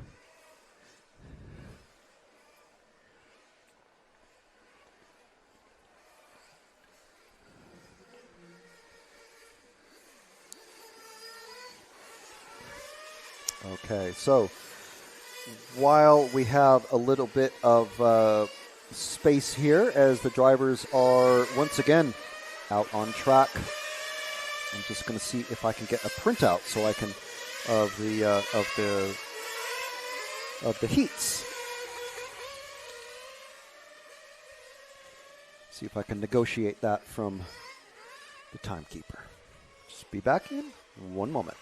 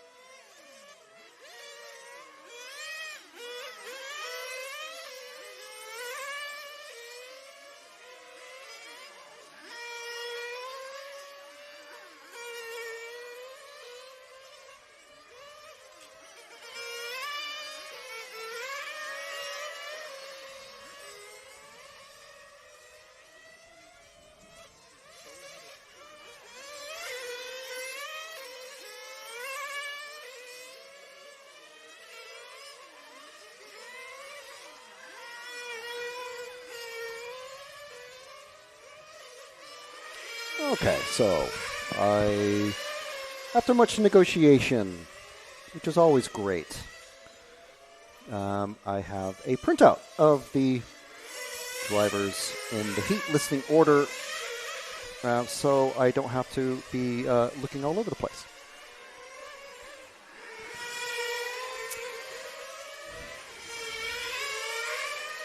Cool. Okay. Right. So, I'm going to assume that Helder's been doing a great job and has been following various drivers. So, if you have any requests to follow particular drivers in this one.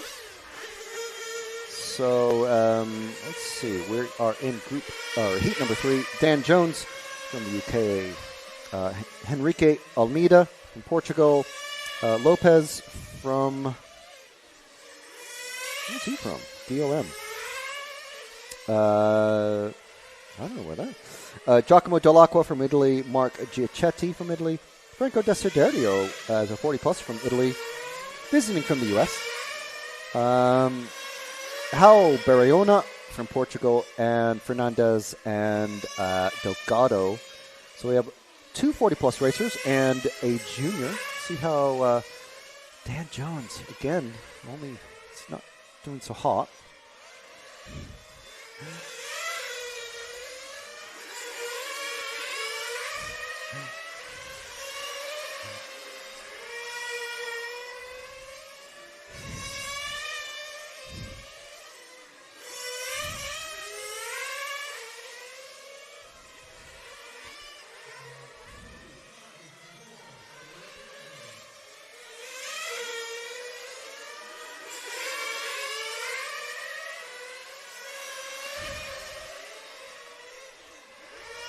And let's see how our upload of the pit walk is going.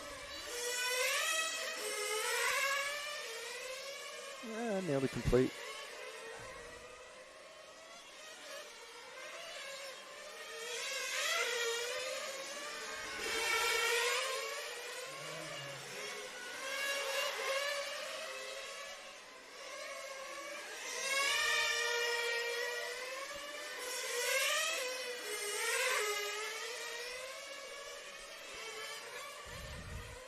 So hopefully the video and audio is working okay for everybody, including our camera operator Helder up there on the rostrum.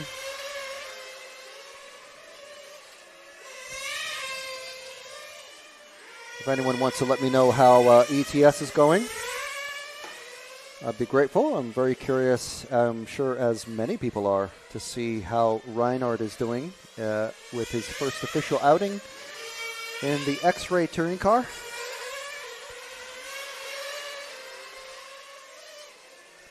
And here it is, car number 5 of Giachetti.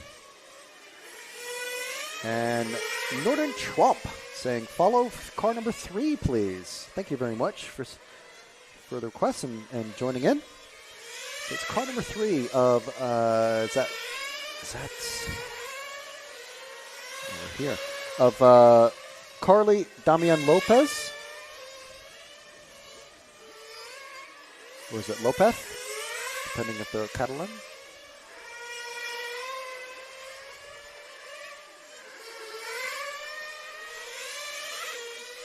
Is that car? We need car number 3, Helder.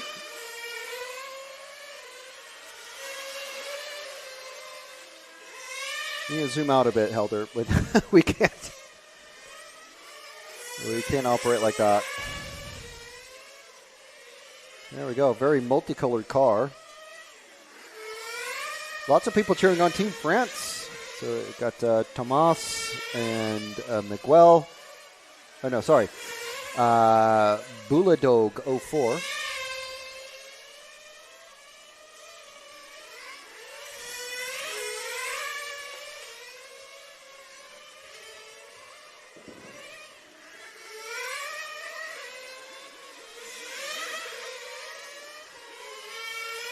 Still with the car number 3.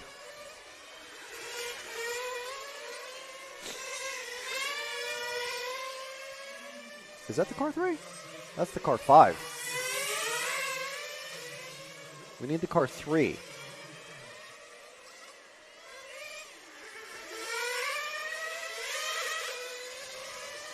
There's 2 car 3s. 2 car 5s. What is going on? Giachetti is officially car 5, but there's another car out there with the number 5 on it, and I think that's the one we were following, the black and yellow, coming down the main straight. So I think that is the car 3. He's just got the wrong numbers, because there is no car with number 3 on it. I mean, technically, this run shouldn't be allowed.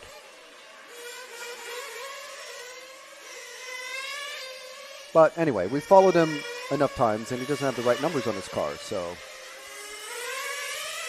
we'll follow someone else now, if you don't mind, Helder. Follow someone else, someone with the correct numbers on the car. If you know Lopez, definitely tell him to put the right numbers on his car, because yeah, he's going to get in trouble. Argo Listics asking, where is the location? Or rather, just saying location, question mark. This is the AMVR track in Villarreal, Portugal. As you can see, it's a beautiful facility. And if you're joining us on Saturday, on finals day, car is just flamed out. That car right there is just flamed out right in front of us. You can see he's turned off. Wow. That is very good fueling. Very good engine tuning, I must say, because it is pretty warm. And there's our finishing order of Barayona, Giachetti, Desiderio, Lopez, Almeida, Delgado, Fernandez, Delacqua, and Dan Jones, again, having some trouble. Tomas saying he's following B.A. Arnaldi, Pierre Mardia, Bryce Turco, Valentin Puziat, Adrian, Felipe. Keep pushing, guys. Thanks, RCTV, for streaming this event. Thank you very much. If you really want to support RC Racing TV, check out the all the benefits you get for being a channel member. Hit the join button on the RCTV channel under this video that you're watching right now, and hit the join button. You see, you get there's a few live streaming benefits, such as priority follow requests. If we have a bunch of on a very popular event, we'll have multiple follow requests during qualifying. It's only applicable during qualifying, not for the finals. But you also get exclusive access to videos that we produce and put out weekly. There's usually 2 videos a week that are exclusive to channel members, and usually at least, well, almost always at least 1. There's usually 2. And there's also discounts on merch. So you see this Ielasi tuned engine in there, and a GMAR engine in this one. There's the GMAR of Berkan Kilic.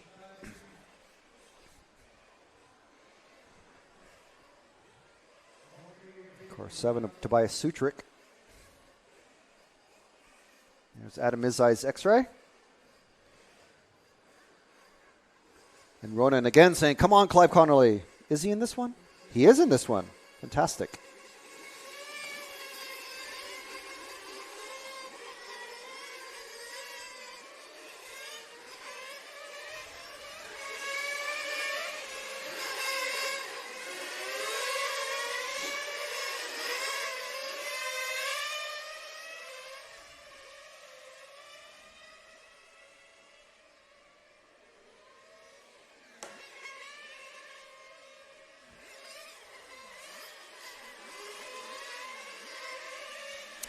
Ronan saying, would very much appreciate a follow on car number 3, please.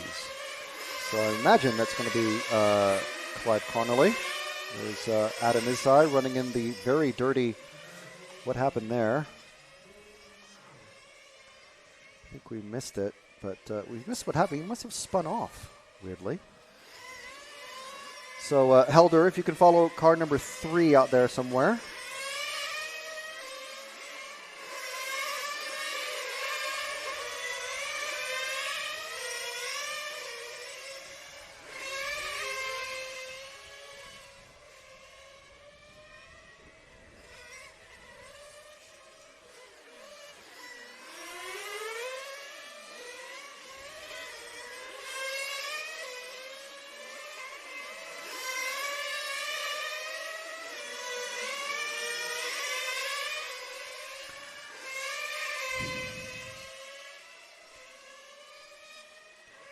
So I think this is Clive. Yep, coming in for final top-up before the clock starts. So you have to pick up the car, refuel it over the metal part of the pit lane that's in front of each of the mechanics. You see there's even bars that separate the mechanics. Keeps things nice and tidy for everyone. And there they go. Time has started, and as each one of these drivers comes across to start their official timed qualifying, they will be clicking off all of their own individual clocks.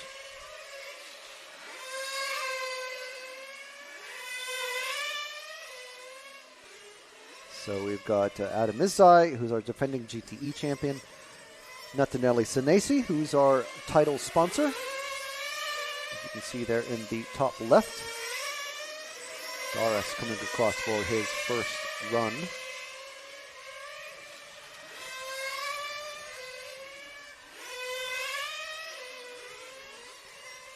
There's Clive running for Team Ireland. Not sure what chassis he's got underneath him, but if I'm sure Ronan could let us know.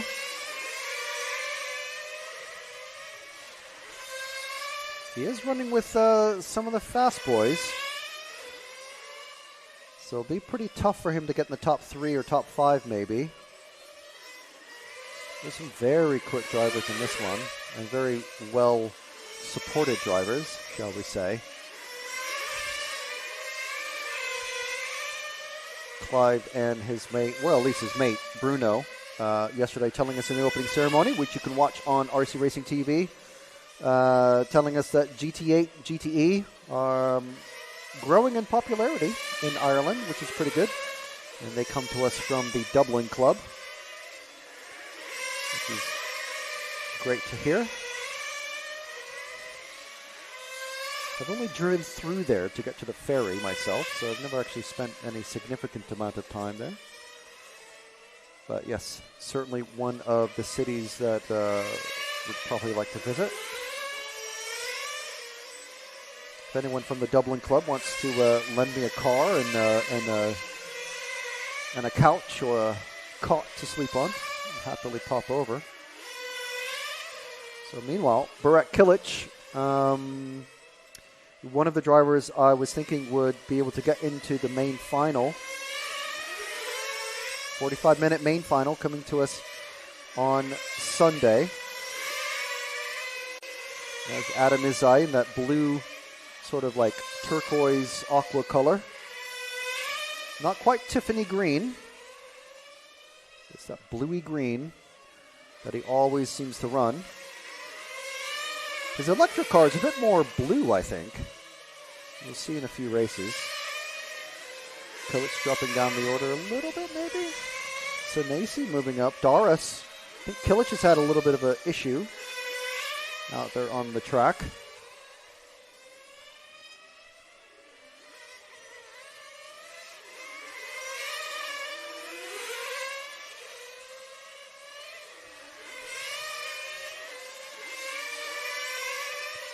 Senesi staying in that second position. Izai moving up. Kilic is definitely pulled off the track, but he's got, there's 3 more rounds of qualifying tomorrow, don't forget. There's 5 total. We've been through 1.5 so far. Everybody gets 5 chances. Maybe tomorrow round 3 is definitely going to be the rocket round time that everyone's going to want to do fast in. I'd be very surprised if there aren't some of the top drivers, or almost everybody, saving an unused set of tires. Remember, they only got 3 sets of tires to use for the entire, all the races, basically. For Nitro, you're allowed to purchase 1 extra set per final. Even Cinco from Croatia saying, "How's it going, Frank?" Hi, Even. How are you?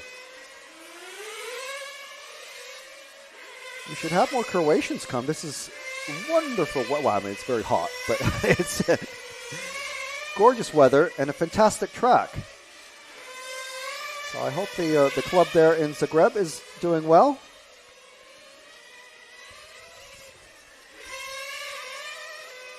Still look back on my visit there. A little Airbnb apartment, literally maybe about 100 yards from the track, is very nice. Even if I did leave my passport in the hotel, in the Airbnb.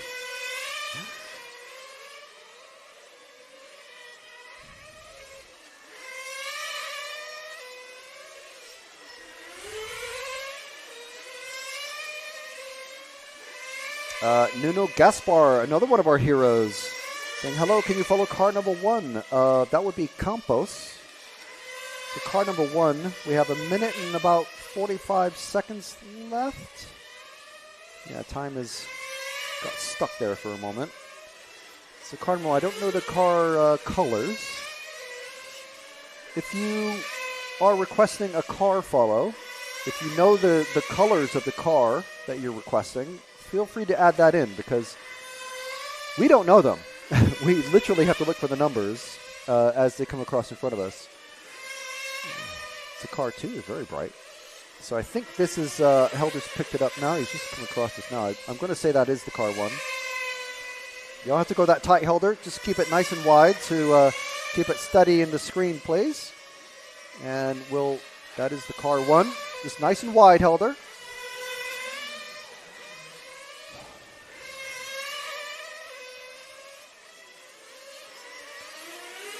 And he goes crossing the finish line once again. Coming across Well, bumped down to 4th after Izai, Senesi, and Daras, but Daras doing really well here. Remember, Daras started in the number 2 position, and with Kilic gone, he's been promoted into the lead. So Senesi and Izai swapping spots, but coming across 2nd and 3rd. You see Campos pop up in there, but then gets quickly knocked down by Izai, who we're following here, and also by Senesi.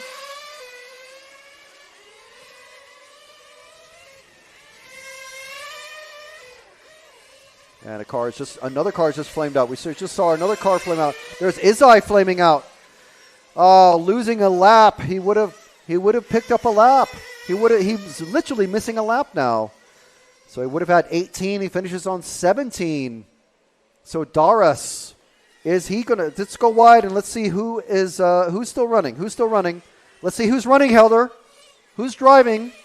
Car number 5, just crossed in front of us, and this is car number 1 or 2. Oh no, this is Campos. And car number 3 of Connolly still running. So you can see the cars, the top 3 cars who are still running, have finished first, 2nd, and 3rd. So Senesi in the car 5. There we go, 19 laps. So Izai would have at least had 18 there to finish at least 4th, if not better than that.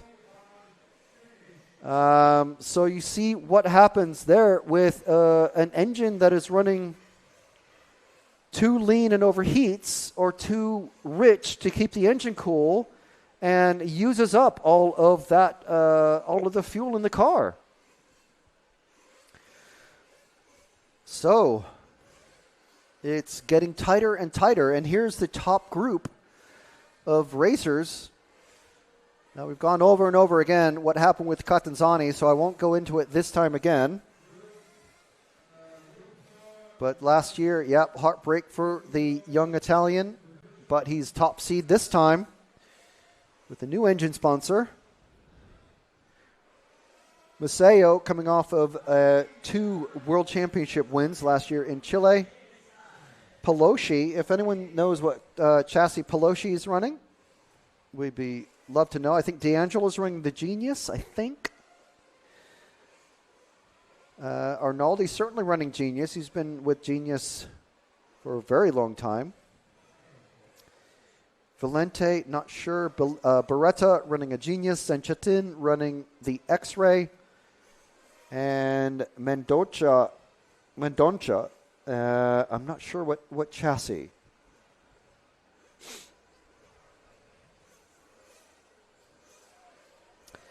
So this is the last time we're going to have the Nitro, the IC drivers out on track.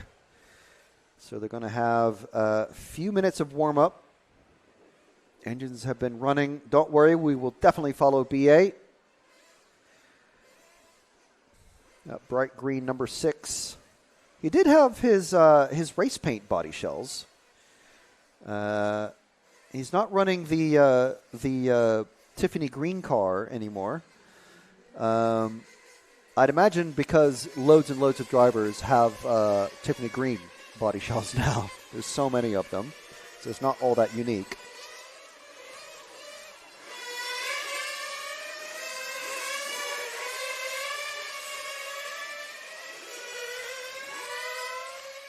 And here's the drivers. Look at how many Italians are in this 9-group race, or 9-driver group, I should say.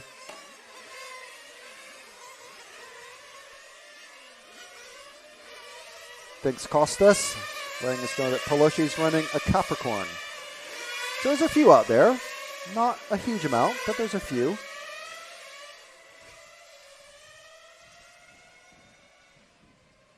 To be honest, I'm not sure what the split of chassis manufacturers is. I think probably Raptor and Genius potentially have the most representation. It's hard to say, really. And of course, the Raptor, the GMAR Raptor, also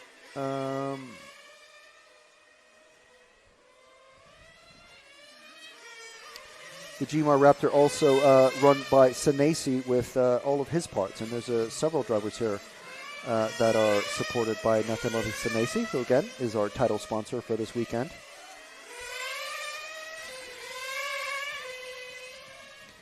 So Thomas Hackett letting us know that fluorescent green is B.A. Arnaldi's favorite color since he started when he was a young boy. So it's always good. My favorite color was black, and now it's dark gray, which doesn't really go well for racing colors. So I've changed my colors, if anyone's familiar with MotoGP, to the Trackhouse Aprilia colors, which is kind of a cyan blue with black and fluorescent yellow. So who is this? That's the car number 4 of Alex D'Angelo. The Marshall doing alone. You need to. Wow. That's a pretty bad place to cross. Marshall needing to be very careful there.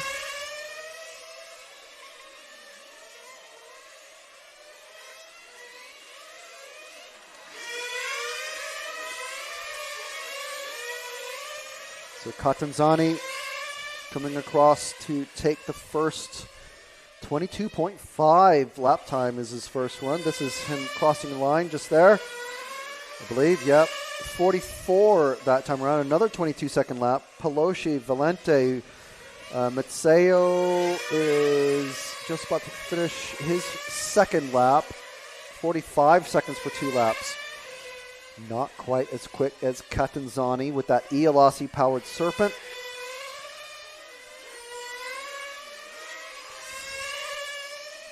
I'm not sure who that. I think this is Pelosi in the bright pink that we're following here.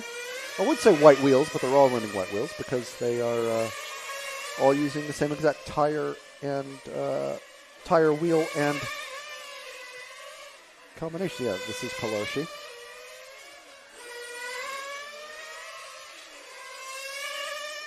So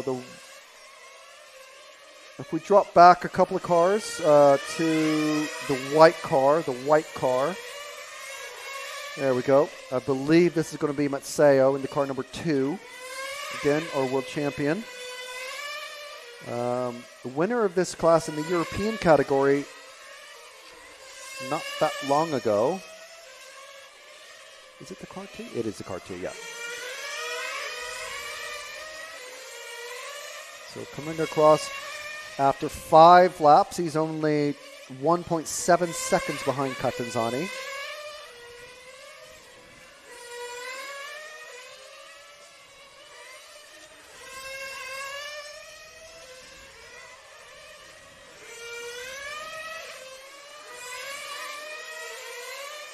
So Mazzeo, very, very quick. Not quite as quick as Catanzani at the moment, but this is the hottest track that they will be qualifying on so far anyway. Okay, 3 rounds of qualifying tomorrow. And the last round will again be probably a little bit cooler than this, I think, because it's going to be earlier in the day. So this is probably going to be the hottest official timing that they're going to be doing on this. Just find that car number 3 of Pelosi. He's just crossed the line. He's coming down the straight. So we were following him already. So we'll stick with him. But the car 7 of Beretta, which I think is blue, and he's just coming down the straight now. The blue, yellow, and red. There we go. Perfect. This is Beretta, last year's champion. He finished about a second behind young Andrea. And with Andrea's disqualification, took the overall win. And you can see his victory celebration posted on the EFRA Facebook page and Instagram. Make sure and follow that, EFRA.ws on Instagram. And just search for RC Motorsport Europe on Facebook. So Filippo Beretta from Italy, running the Genius.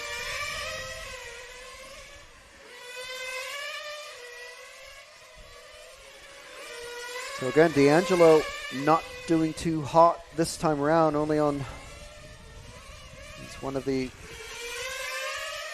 Drivers finishing towards the back, I believe. Arnaldi not doing so great. Find Arnaldi in that bright green just coming down the main straight now. If you drop back a couple of cars, bright green.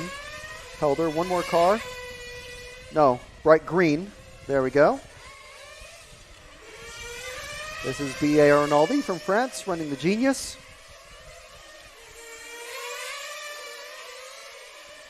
Again, a very well-supported team.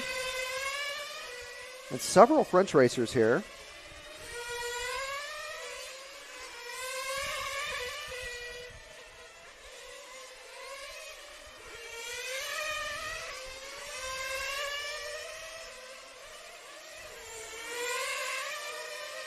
So I first became familiar with Arnaldi running a large-scale touring car. And the GT8, GTE category, relatively new for the Genius drivers, but obviously doing very well because B.A. Arnaldi, he's won the European Championships twice in this category, the GT8 IC category. He's coming up very rapidly. Catanzani in that bright yellow. So once, let's stick with them both, but follow Catanzani. Look at him, he's actually running an aerial as well. So Catanzani catching B.A. Arnaldi at a very fast rate of speed. There's just a minute left on the master clock.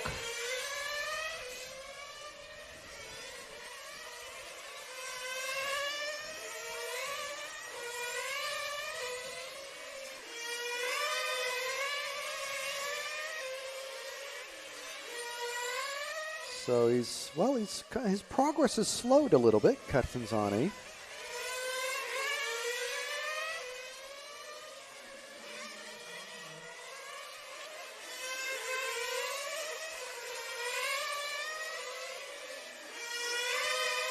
Let's stay with the yellow and the green, yeah.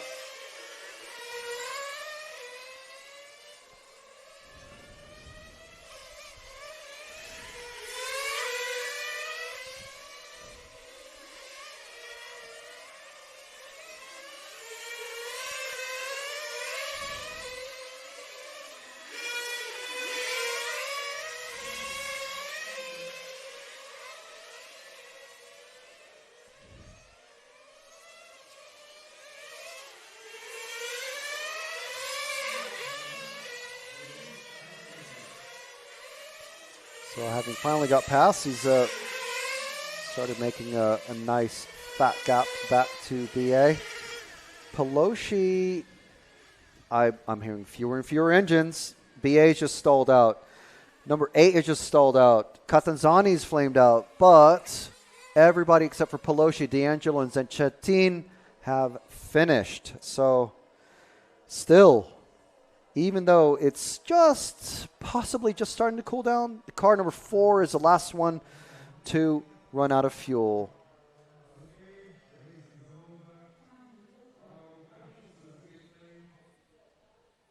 There's D'Angelo. And I think, is that Pelosi just walking off the stand?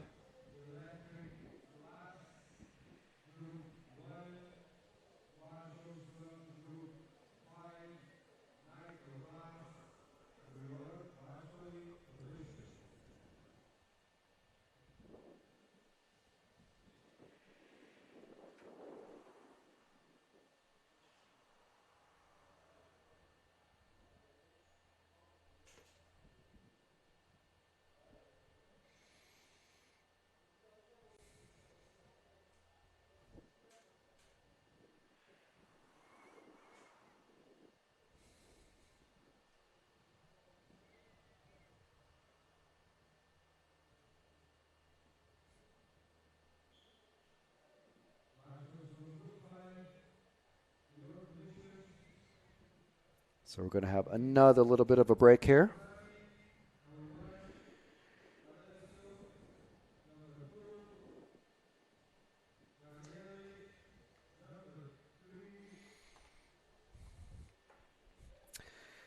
Yamansenko saying, "Go Carlo, go Mark."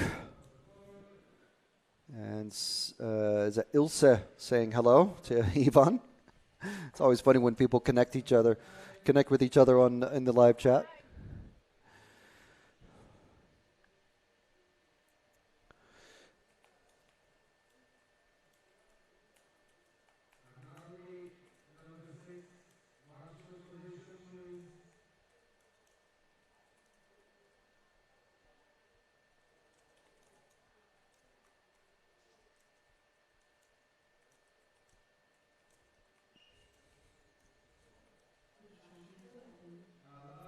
Track has just been opened officially.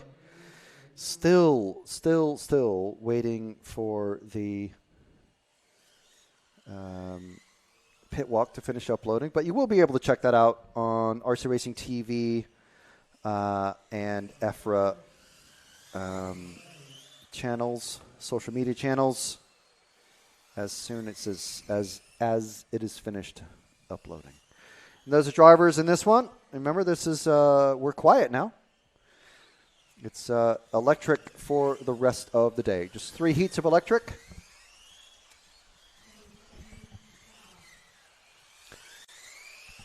And then we will be finished with the day's program.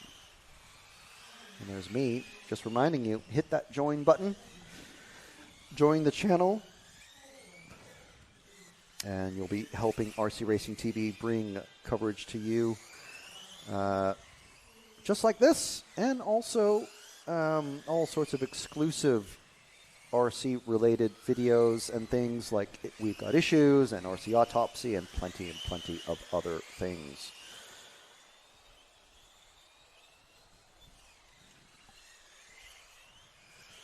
Oh, that's a wild one. Let's see what happened. Just, I think, hitting the curb. Yeah, flying over the inside of the curb, and then it's a much steeper hit from the inside. So, great replay catch, if I do say so myself, and I do.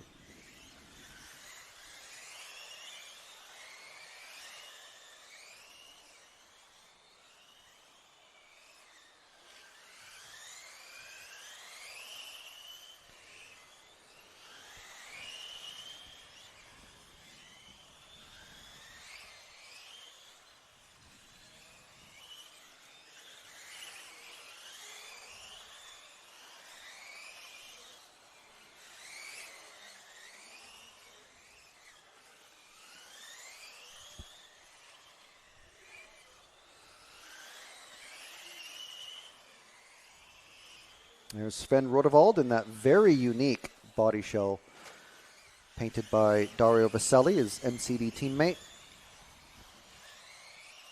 Dario, of course, kept very busy. I can imagine how busy he is.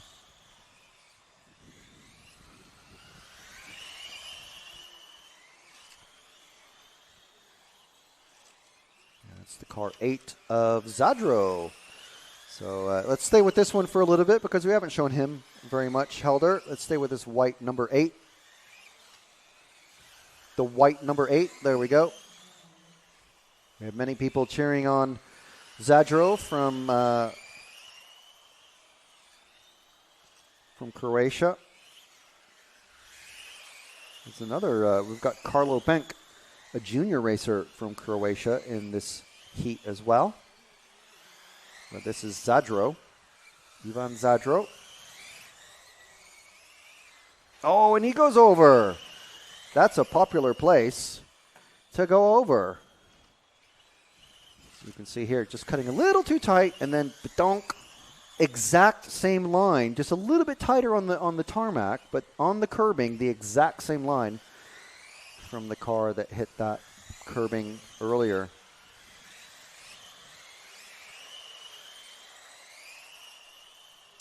Okay, so since we have several Croatians in the live chat, let's see if we can find the car number 7. Is it car 7 of Carlo Benk? Why are there 3 white body shells in this one? Just makes it too confusing when they're all in the track like this. Oh, that was a great pass, but that just didn't come off.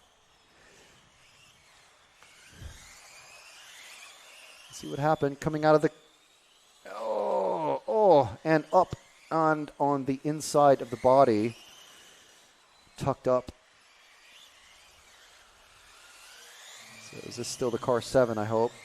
No, it's the car 5. Car 7, yeah, I think is the one that got spun round. If it was one. There he is, I think.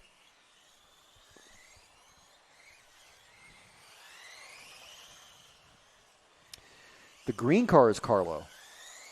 Oh, okay. Yes, okay, yeah. The green car just crossed the finish line. He's on the main straight now, is car 7. Green car. There we are. This one there. That is Carlo Bank. Thank you very much, Yvonne.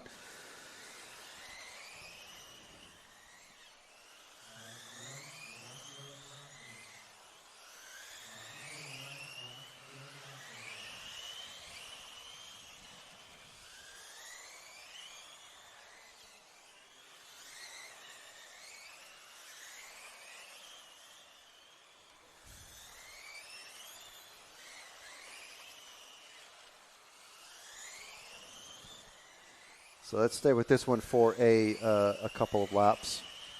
Still 2.25 minutes left. So Benk is doing pretty well. I'm guessing Carlo is the first name because sometimes on my RCM the names get put in backwards.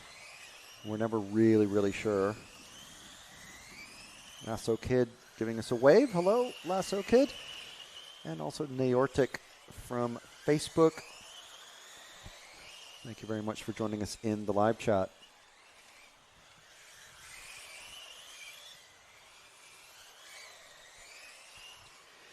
Still hoping that my pit walk from earlier gets uploaded. It is literally taking ages.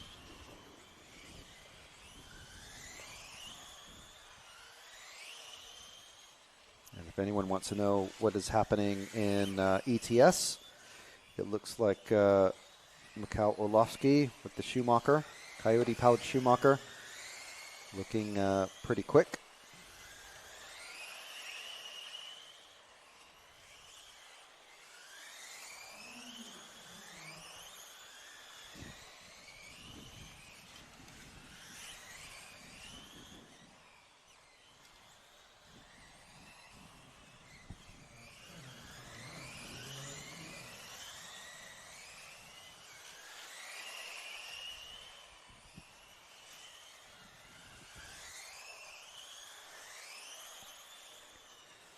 Carlo getting chased down by, he's the meat in the sandwich of these two white cars.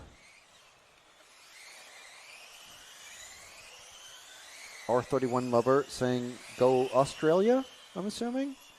Unfortunately, no Australians here. Closest you'll get is Didion Ho from Taiwan.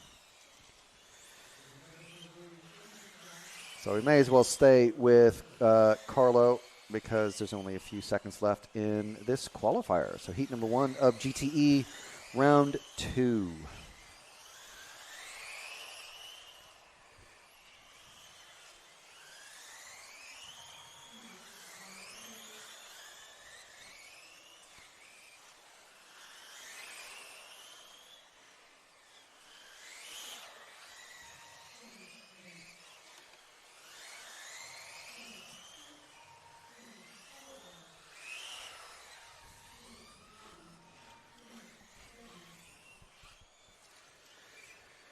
So it looks like Friedrich did finish. But I think that is, didn't get any races in, or very few laps in. Yeah, you don't really need to show the, I mean, you can, I guess. Cook, Captain, I don't know what the Cook means. I assume you mean Captain Cook, but anyway, trying to identify various flags in the live chat. Franco Desiderio finishing third, but Barriona and Rodewald finishing in second and first, respectively.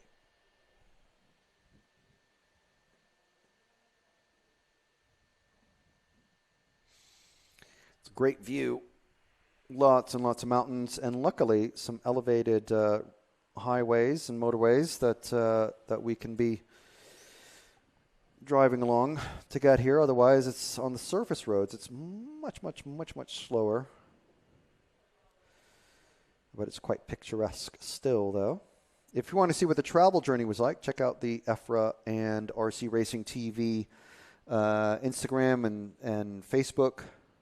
Posted some info, a couple videos as sort of like a little mini travelogue.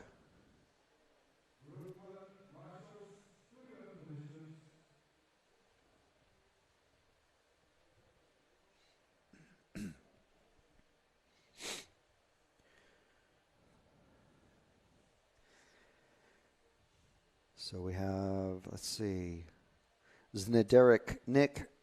Is Nick the first name and then Znederik is the second name? You're going to have to let me know, Ivan, because like I said, the names have been put in backwards, as you can see from Sven Rodewald. If you read it the way everyone else's name is, his first name is Rodewald and the first name, last name is Sven, but I know it's actually Sven Rodewald. So I think it's Nick Znederik, but I do not know. I can't be sure.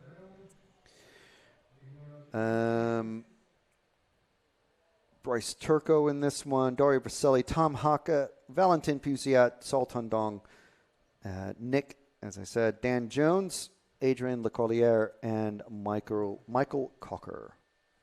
Yeah, that's perfect there. Thank you, Helder. Name is Nick. Surname is Znederik. Let me know if I'm saying that properly as well, because the Eastern European names are crazy to just a native English speaker. Yeah.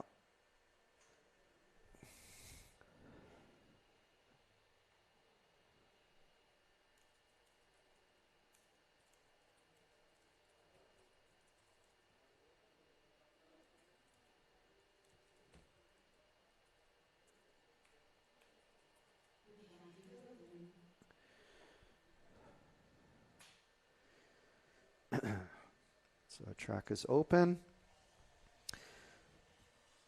Don't know how many cars are going to get out to do warm-up laps. They're not allowed tire warmers, but it is usual practice to get a lap, maybe 2 laps in to warm up the tires.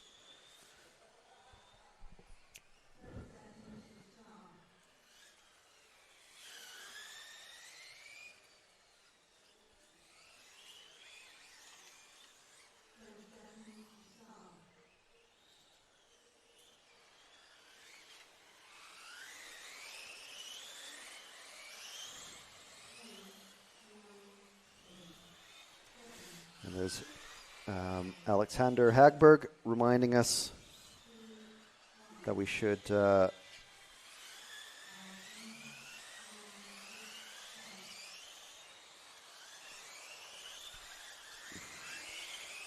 be encouraged to hit that join button. And Ivan just let me know how to pronounce Znederik. So hopefully I'm saying it properly. Obviously a ZN to start a name is not something that I see all that often. So who are we going to follow first here? Helder has picked up, is that the 3 or the 5?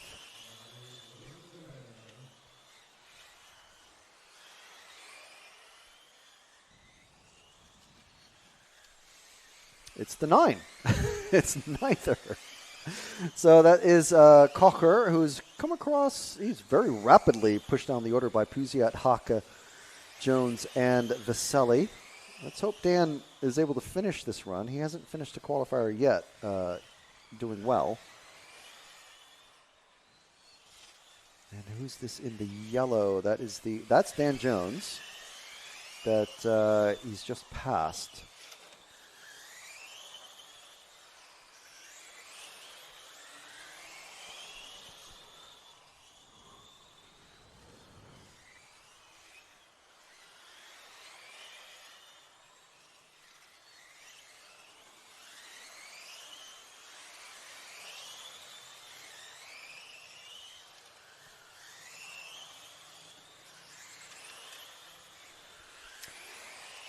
Okay, I think we've given enough screen time to this car. So if we drop back to someone else, there we go.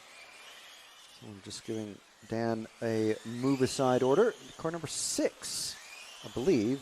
Here's Nick. One of our handful of Croatian attendees here. We will have to follow Dario Vaselli as well. And there's Dan Jones, chairman of the EFRA IC track group, which is GTE falls under.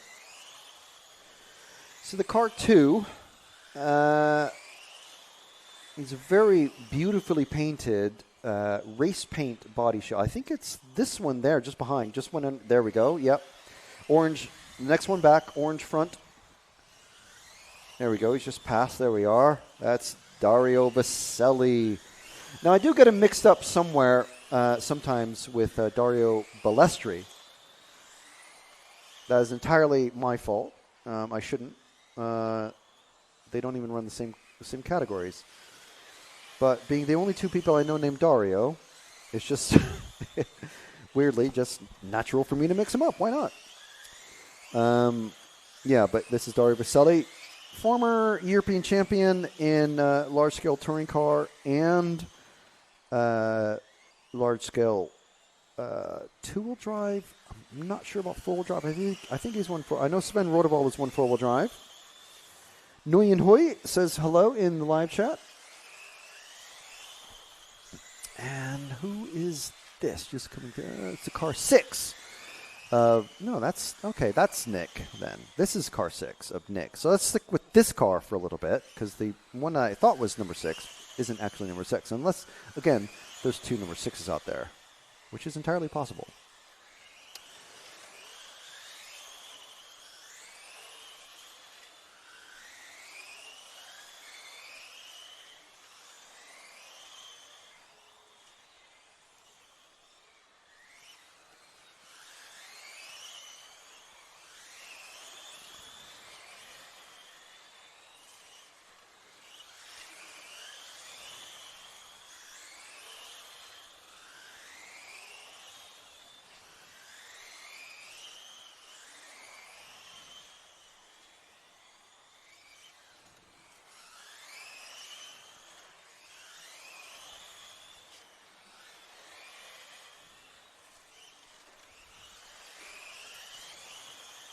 So this is Nick in that Tiffany green, seafoam, minty green, whatever we want to call it, sort of coloring.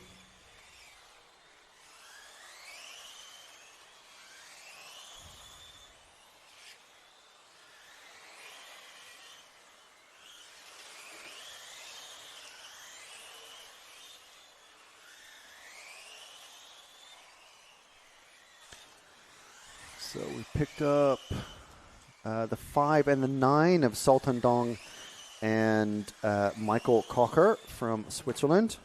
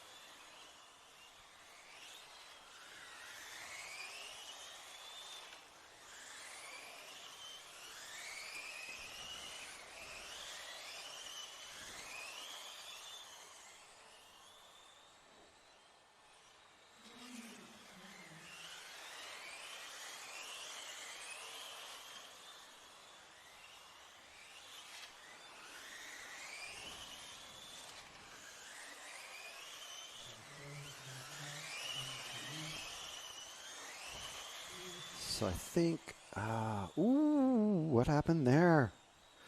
That is the car 9. See if we caught that one. Oh, just catching the curb. And that's a very long slide on the roof. Whew.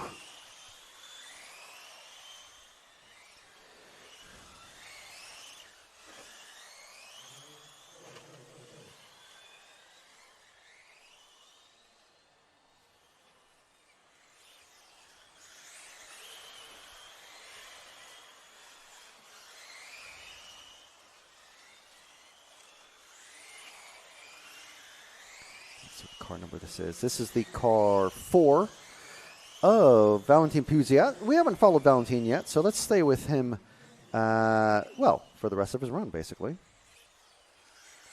His time has expired for everybody. Let's stay with him. Oh, catching that curbing.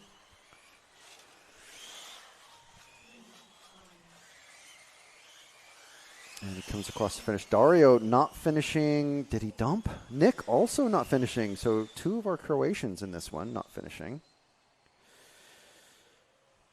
I don't know what happened. I didn't see what happened to them off camera. So not brilliant. Dario and Sven telling us in the pit walk, which is still attempting to upload. Astoundingly. Sven! I'm trying to get Sven's attention because he was carrying Dario's car.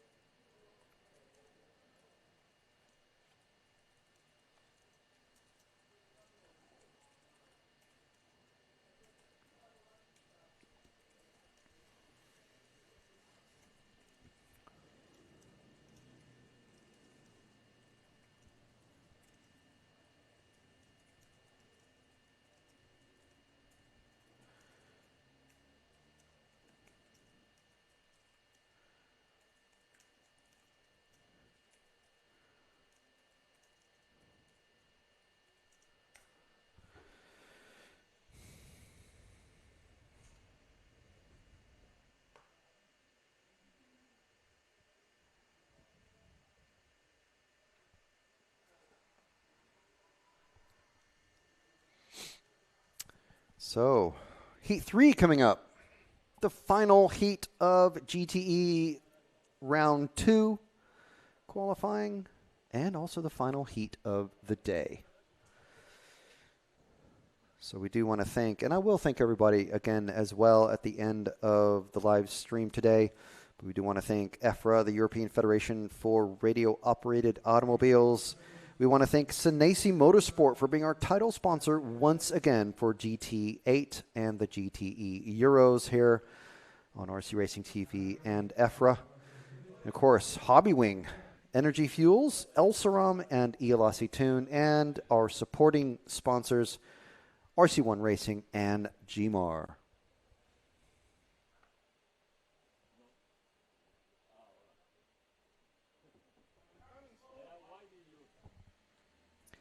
So as you can see in the top right there, Barak Kilic, our top seed for the GTE Eco or Electric category. It's very interesting. He's not normally an on-road racer. His brother, Burkan was running touring car for about a year or so, the Mugen touring car. He did well in it, but he stopped running on-road, concentrating back to off-road. But Burak here doing really, really well with the electric car. In Nitro, a little bit different story. He qualified, I think, he was seeded, I think, 14th or 16th overall. I'm not sure.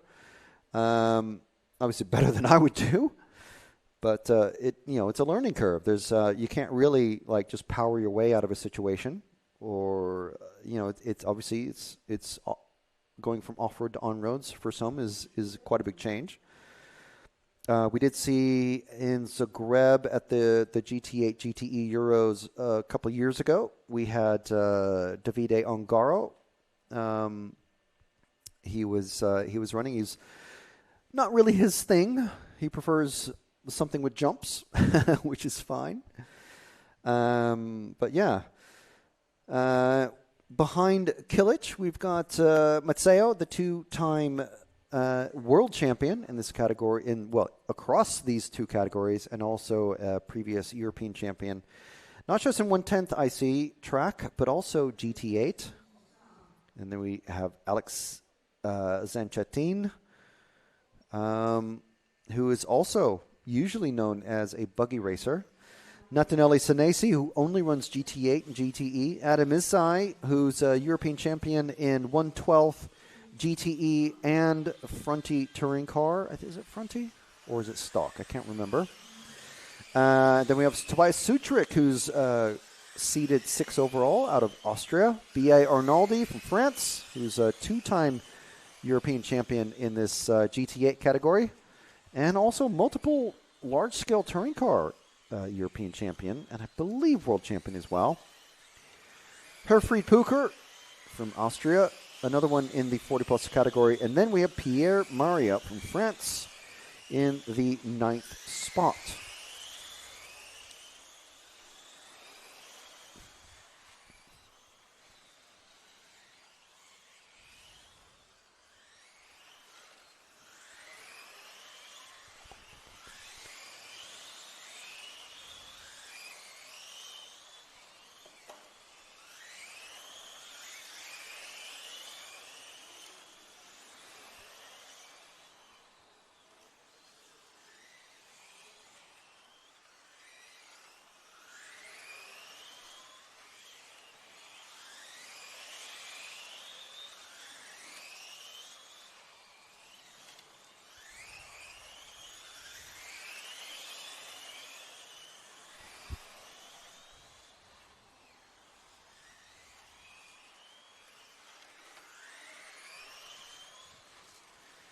So time has counted or started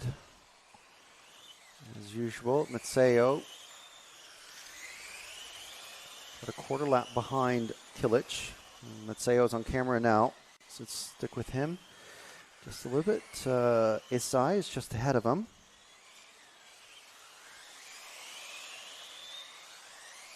Let's stay with the white car. Stay with the white car. There he is. Because we want to move forward one car now to Isai, the bluish car. There we go.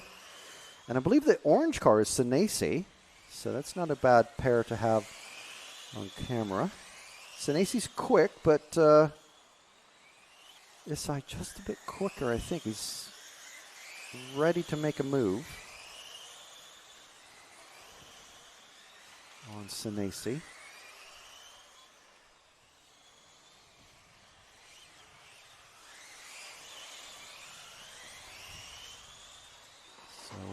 With this,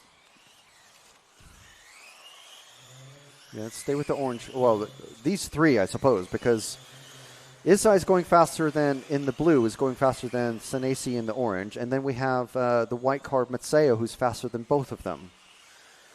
So we're going to have an issue, or these drivers are going to have an issue.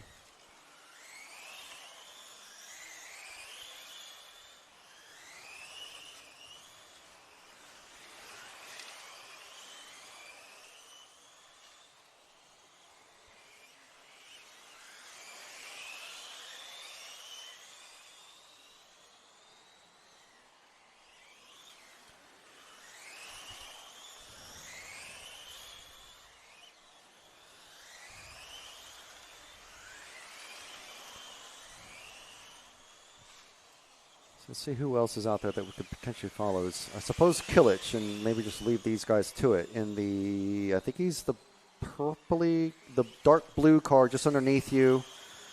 He's going through the infield. He's just come across the finish line. Helder, down the main straight, blue car. There we go.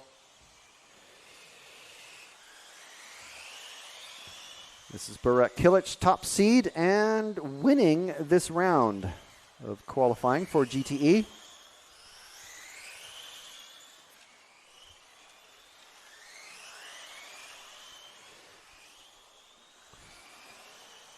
So we'll stick with Barak for a couple laps here.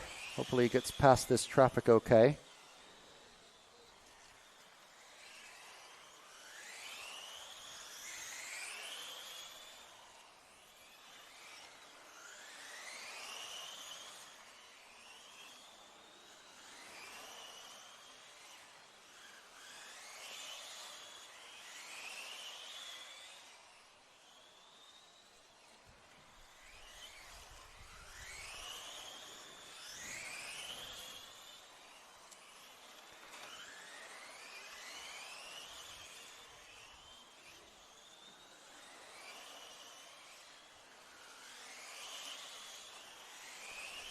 Now remember, we are back live tomorrow, I believe, from 9. I will have to check. I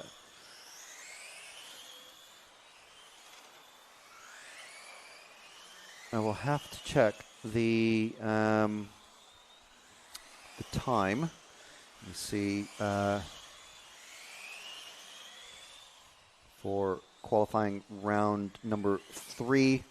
We do have, I believe there's a timed practice that has nothing to do with seating. It's literally just timed practice at the beginning of the day.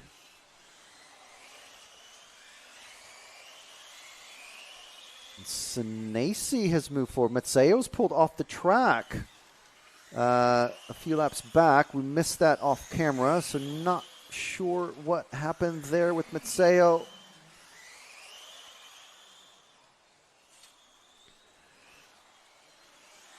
We'll find out from him this evening before we leave the track.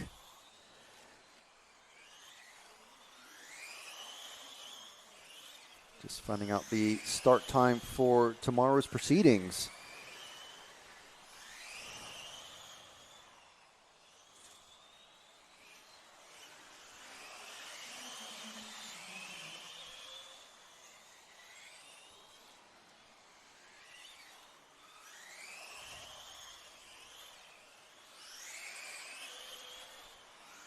Let's stick with Barak because we only have 15 seconds left in this one.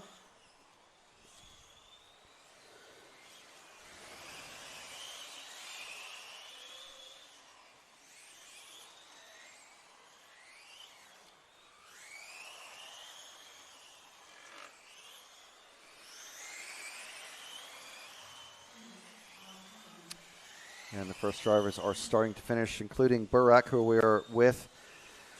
So this is going to wrap up today's broadcast.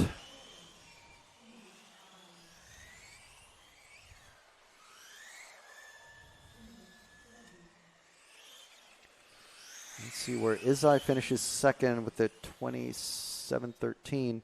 So I don't have the timing because the mobile data signal here is utterly atrocious, and we're using it kind of to bring you the video live stream. So, but you're certainly welcome to go to myrcm.ch and analyze and interrogate as much as you can yourselves at home. So that wraps up today's broadcast. Tomorrow we will be back at some point. Check out the EFRA or the RCTV YouTubes. So timed practice starts at 9, which it literally is just cleaning up the track. Actual qualifying starts at 10. So that is 4-minute runs, basically. And it's basically for, it helps drivers scrub in the tires, for one thing. And it does clean up the track, but it is the coolest part of the day, so the quickest time out there. And there we go with the wide camera, which we have not used at all day, so we may as well show it. So one of the gentlemen from the club. So yes, so qualifying starts at 10 a.m. and that is UK or Portugal time. So it's 11 a.m. UK or Central European time, I should say. Just making that clear. And we'll be back a little bit before then, so we can kind of run through the what happened today, basically. So we hope you've enjoyed the coverage. Thank you very much for joining us in the live chat. Thank you, Ivan.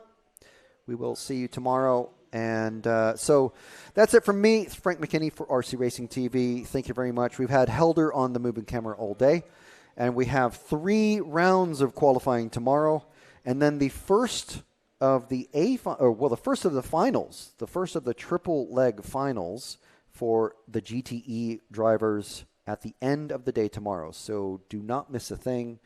It's a very quickly moving program.